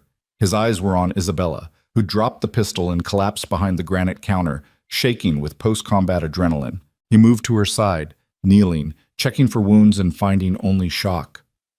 "You saved my life," Jack said quietly. "That operator had me dead. If you hadn't taken that shot, move first, understand later," Isabella quoted back at him, her voice breaking. "That's what you told me. So when I saw her aiming at you, I moved. I grabbed the gun. I aimed. I fired. Understanding can come later." Webb's voice came through multiple channels simultaneously, addressing both Jack and the tactical teams. "All units, warehouse and apartment cells, have been intercepted by FBI tactical units. No resistance. They surrendered immediately upon being surrounded. Initial interrogation suggests they were indeed a diversion, sent to draw our attention while the mobile unit executed the actual assault." "One of the mobile unit escaped," Jack reported. "Last seen heading into building mechanical spaces. He's wounded. I hit him at least once, but mobile. Consider him armed and extremely dangerous." "Already on it," Webb responded. "We're sealing the building, deploying K9 units, and flooding the mechanical spaces with surveillance drones. He's not getting out of Sterling Tower alive." The medics had Rodriguez and Thompson stabilized, both men conscious and talking despite their wounds. The 3 downed Volk operators, the hip shot, thigh shot, and shoulder shot, were being treated with professional efficiency before being zip-tied for transport to DIA custody.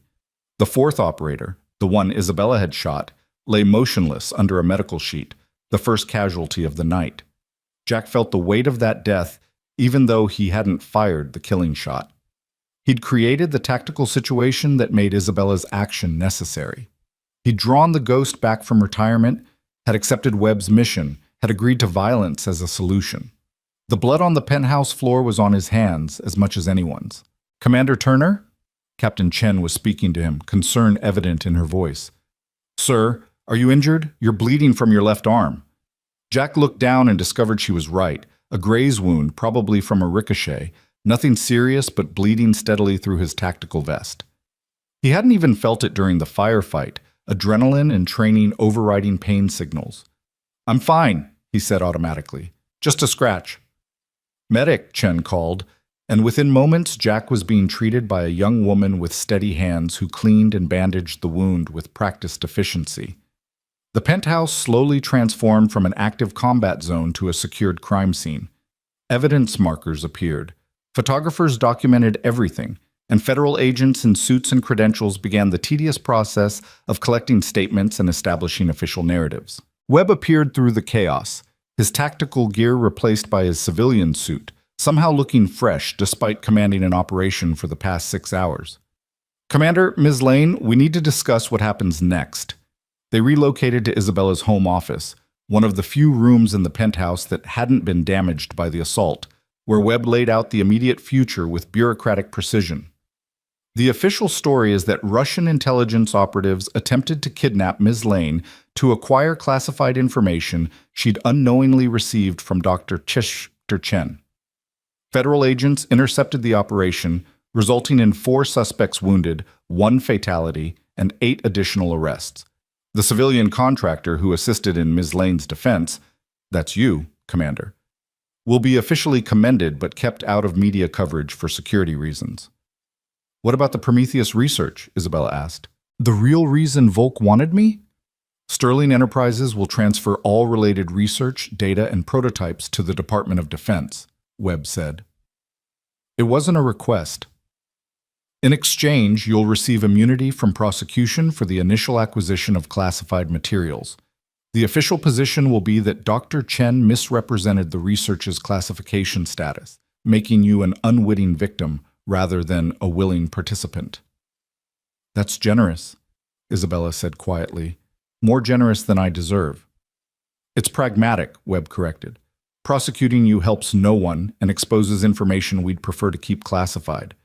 Taking the Prometheus research back solves our proliferation concerns.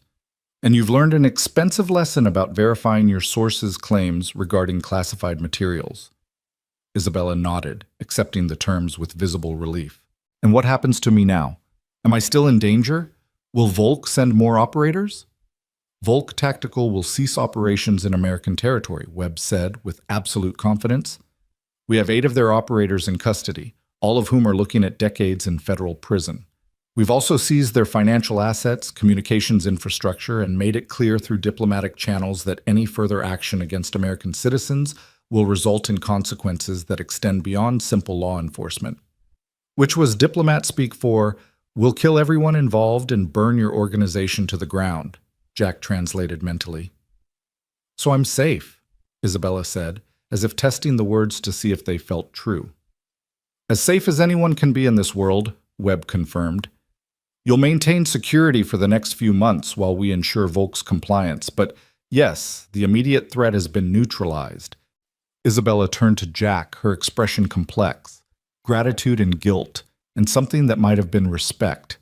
Mr. Turner, I don't know how to properly thank someone for saving your life multiple times in one night, but I'd like to try. Name anything, money, employment, resources, and it's yours.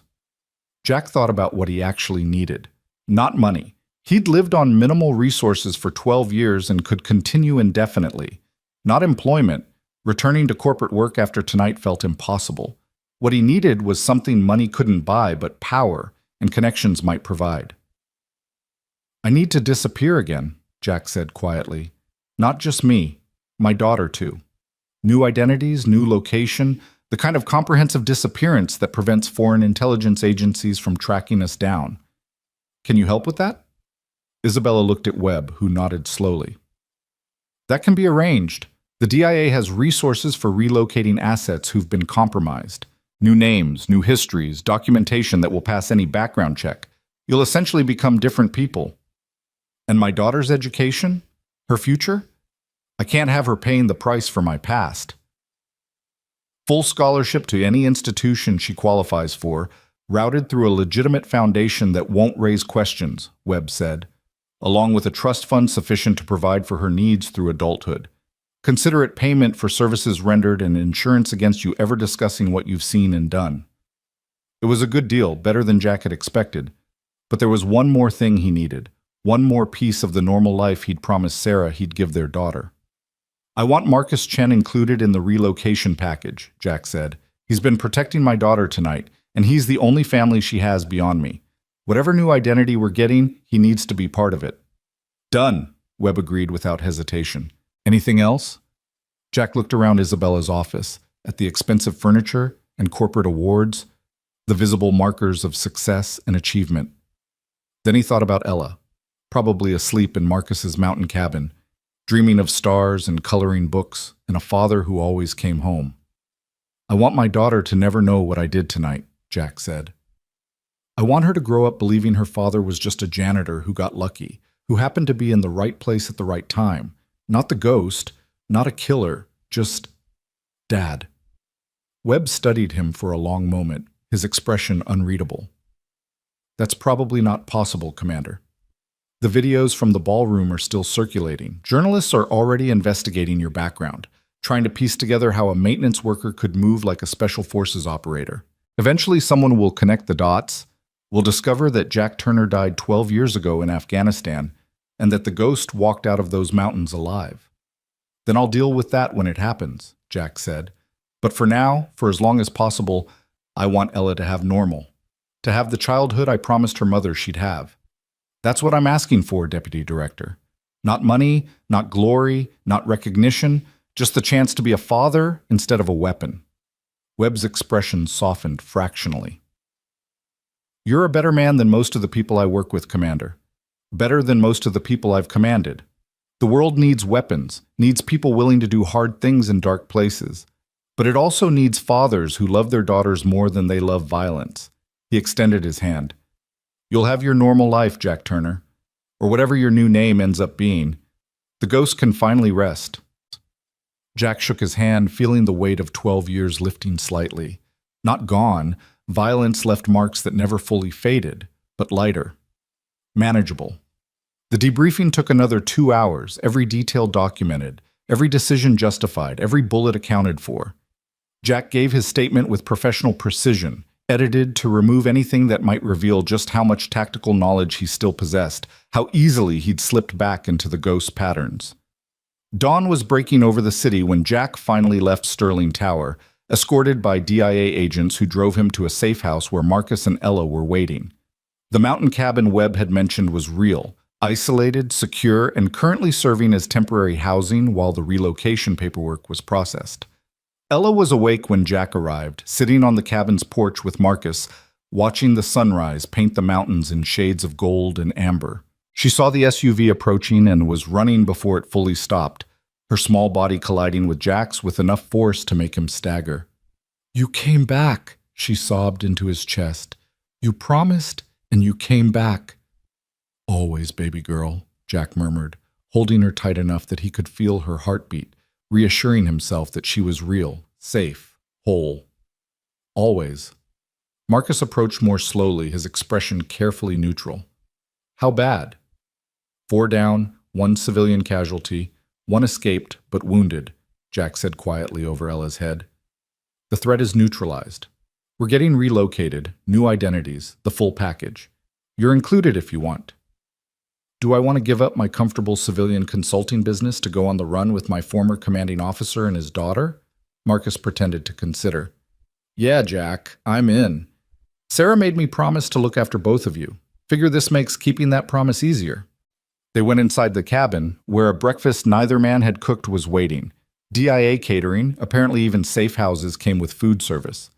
Ella ate pancakes while Jack and Marcus drank coffee and didn't talk about the violence that had occurred hours earlier, the lives ended and changed, the impossible decisions made. "There's something I need to tell you," Jack said to Ella once she'd finished eating, once the morning sun had burned away the last shadows of night. "About what happened. About who your father used to be." "The ghost," Ella said simply, making Jack freeze. "I heard Deputy Director Webb talking. I heard the agents calling you Commander. I know you were a soldier, Daddy. A special kind of soldier who did dangerous things." Jack exchanged glances with Marcus, who shrugged as if to say, "Kids hear everything." "Yes," Jack confirmed, because lying served no purpose now. "I was the ghost. A long time ago, I led a team of soldiers who did missions that other soldiers couldn't do. We were good at it. We never lost anyone, never failed a mission where failure would cost lives." "But you walked away," Ella said, "because you met Mom, because you wanted to be normal. Because your mom showed me that being a weapon wasn't the same as being a man," Jack corrected gently. "She taught me that real strength isn't about how well you fight. It's about what you fight for, who you protect, who you love." Ella was quiet for a long moment, her 9-year-old mind processing concepts that most adults struggled with. "Are you going to be the ghost again? Now that everyone knows?" "No," Jack said firmly. "The ghost is retired permanently. From now on, I'm just Dad. We're going to move somewhere new, start over with new names, and you're going to go to a good school and make friends and have the completely normal, boring childhood that every kid deserves. Set. Can we get a dog? Ella asked, because children's priorities were beautifully, blessedly simple. Yes, Jack laughed, feeling the darkness of the past night receding. We can absolutely get a dog, any kind you want. I want a big one that can protect us if bad guys come back. The bad guys aren't coming back, Marcus assured her. Your dad made sure of that. He's very good at making sure bad guys don't come back. Ella seemed satisfied with that answer, returning to her pancakes with the resilience that children possessed, the ability to process trauma and move forward without carrying the same scars adults accumulated. Jack watched his daughter eat and felt something settle in his chest. Not quite peace, but maybe the beginning of it. He'd walked back into the shadows one final time, had become the ghost for one more mission. But he'd done it to protect what mattered most, to ensure that Ella could grow up without looking over her shoulder, without fear that her father's past would destroy her future. The official paperwork for their relocation arrived within a week. Jack Turner became Michael Sullivan, a widowed architect from Portland with a daughter named Emma. Marcus Chen became David Sullivan, Michael's brother, a software consultant working remotely. The identities were thorough, complete with work histories and references and digital footprints that suggested lives lived quietly and unremarkably. They moved to a small town in Montana, the kind of place where neighbors brought casseroles to welcome newcomers, and the biggest crime was teenagers tipping cows. The house was modest but comfortable, with a yard big enough for Emma's promised dog, a golden retriever mix from the local shelter that she named Starlight. Michael Sullivan found work with a local architecture firm, designing homes and municipal buildings, using skills he'd actually possessed in his previous life to create something lasting and beautiful. David Sullivan established his consulting business in the house's converted garage, providing cybersecurity advice to companies that never realized they were being protected by one of the military's former top intelligence specialists. And Emma Sullivan attended 4th grade at the local elementary school, where her teachers commented on her maturity, her kindness, and the beautiful artwork she created featuring stars and constellations and families holding hands beneath impossibly bright skies. 6 months after the night at Sterling Tower, Michael received a package with no return address. Inside was a tablet loaded with news articles about the Russian intelligence operation that had been thwarted by federal agents. The stories mentioned Isabella Lane, who'd resigned from Sterling Enterprises to pursue philanthropic work in educational access and clean energy. They mentioned the 8 Russian operatives facing trial for attempted kidnapping and industrial espionage. They mentioned the unnamed federal contractor who'd assisted in Ms. Lane's rescue. What the articles didn't mention was the Ghost, or Task Force 6, or any of the classified operations that had defined Jack Turner's first life. Webb had kept his promise. The past stayed buried, allowing the present to flourish. There was one final item in the package, a photograph of Isabella Lane at a ribbon-cutting ceremony for a new STEM education center she'd funded. She was smiling, genuine and relaxed in a way she never had at Sterling Enterprises. Across the bottom, in handwriting that suggested expensive private schools and calligraphy lessons, was a message. Thank you for showing me what truly matters. Your courage saved more than my life. It saved my perspective. I hope you found the peace you deserve. Michael showed the photograph to David over coffee on the porch, while Emma played with Starlight in the yard, her laughter carrying on the mountain breeze. Think we actually got away with it? David asked. Think the past will really stay past? Michael watched his daughter, saw her throw a tennis ball that Starlight retrieved with boundless enthusiasm, saw her collapse in the grass laughing when the dog licked her face, saw, for the first time in 12 years, something that looked like the normal childhood Sarah had made him promise to provide. I think, Michael said slowly, that the past is always with us. What happened at Sterling Tower, what I did, who I was, that doesn't just disappear, but it doesn't have to define us either. Emma knows I was a soldier. She knows I fought when I had to.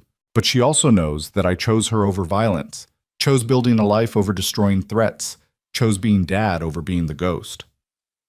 That's very philosophical for a Wednesday morning, David said dryly. I've had a lot of time to think about it, Michael admitted. Every day for 6 months, I've woken up expecting someone to have found us, expecting the past to have caught up. And every day? It hasn't. We're just three people living in Montana, a single father, his brother, and his daughter. Normal, unremarkable. Boring, David added. Perfectly, beautifully boring, Michael agreed.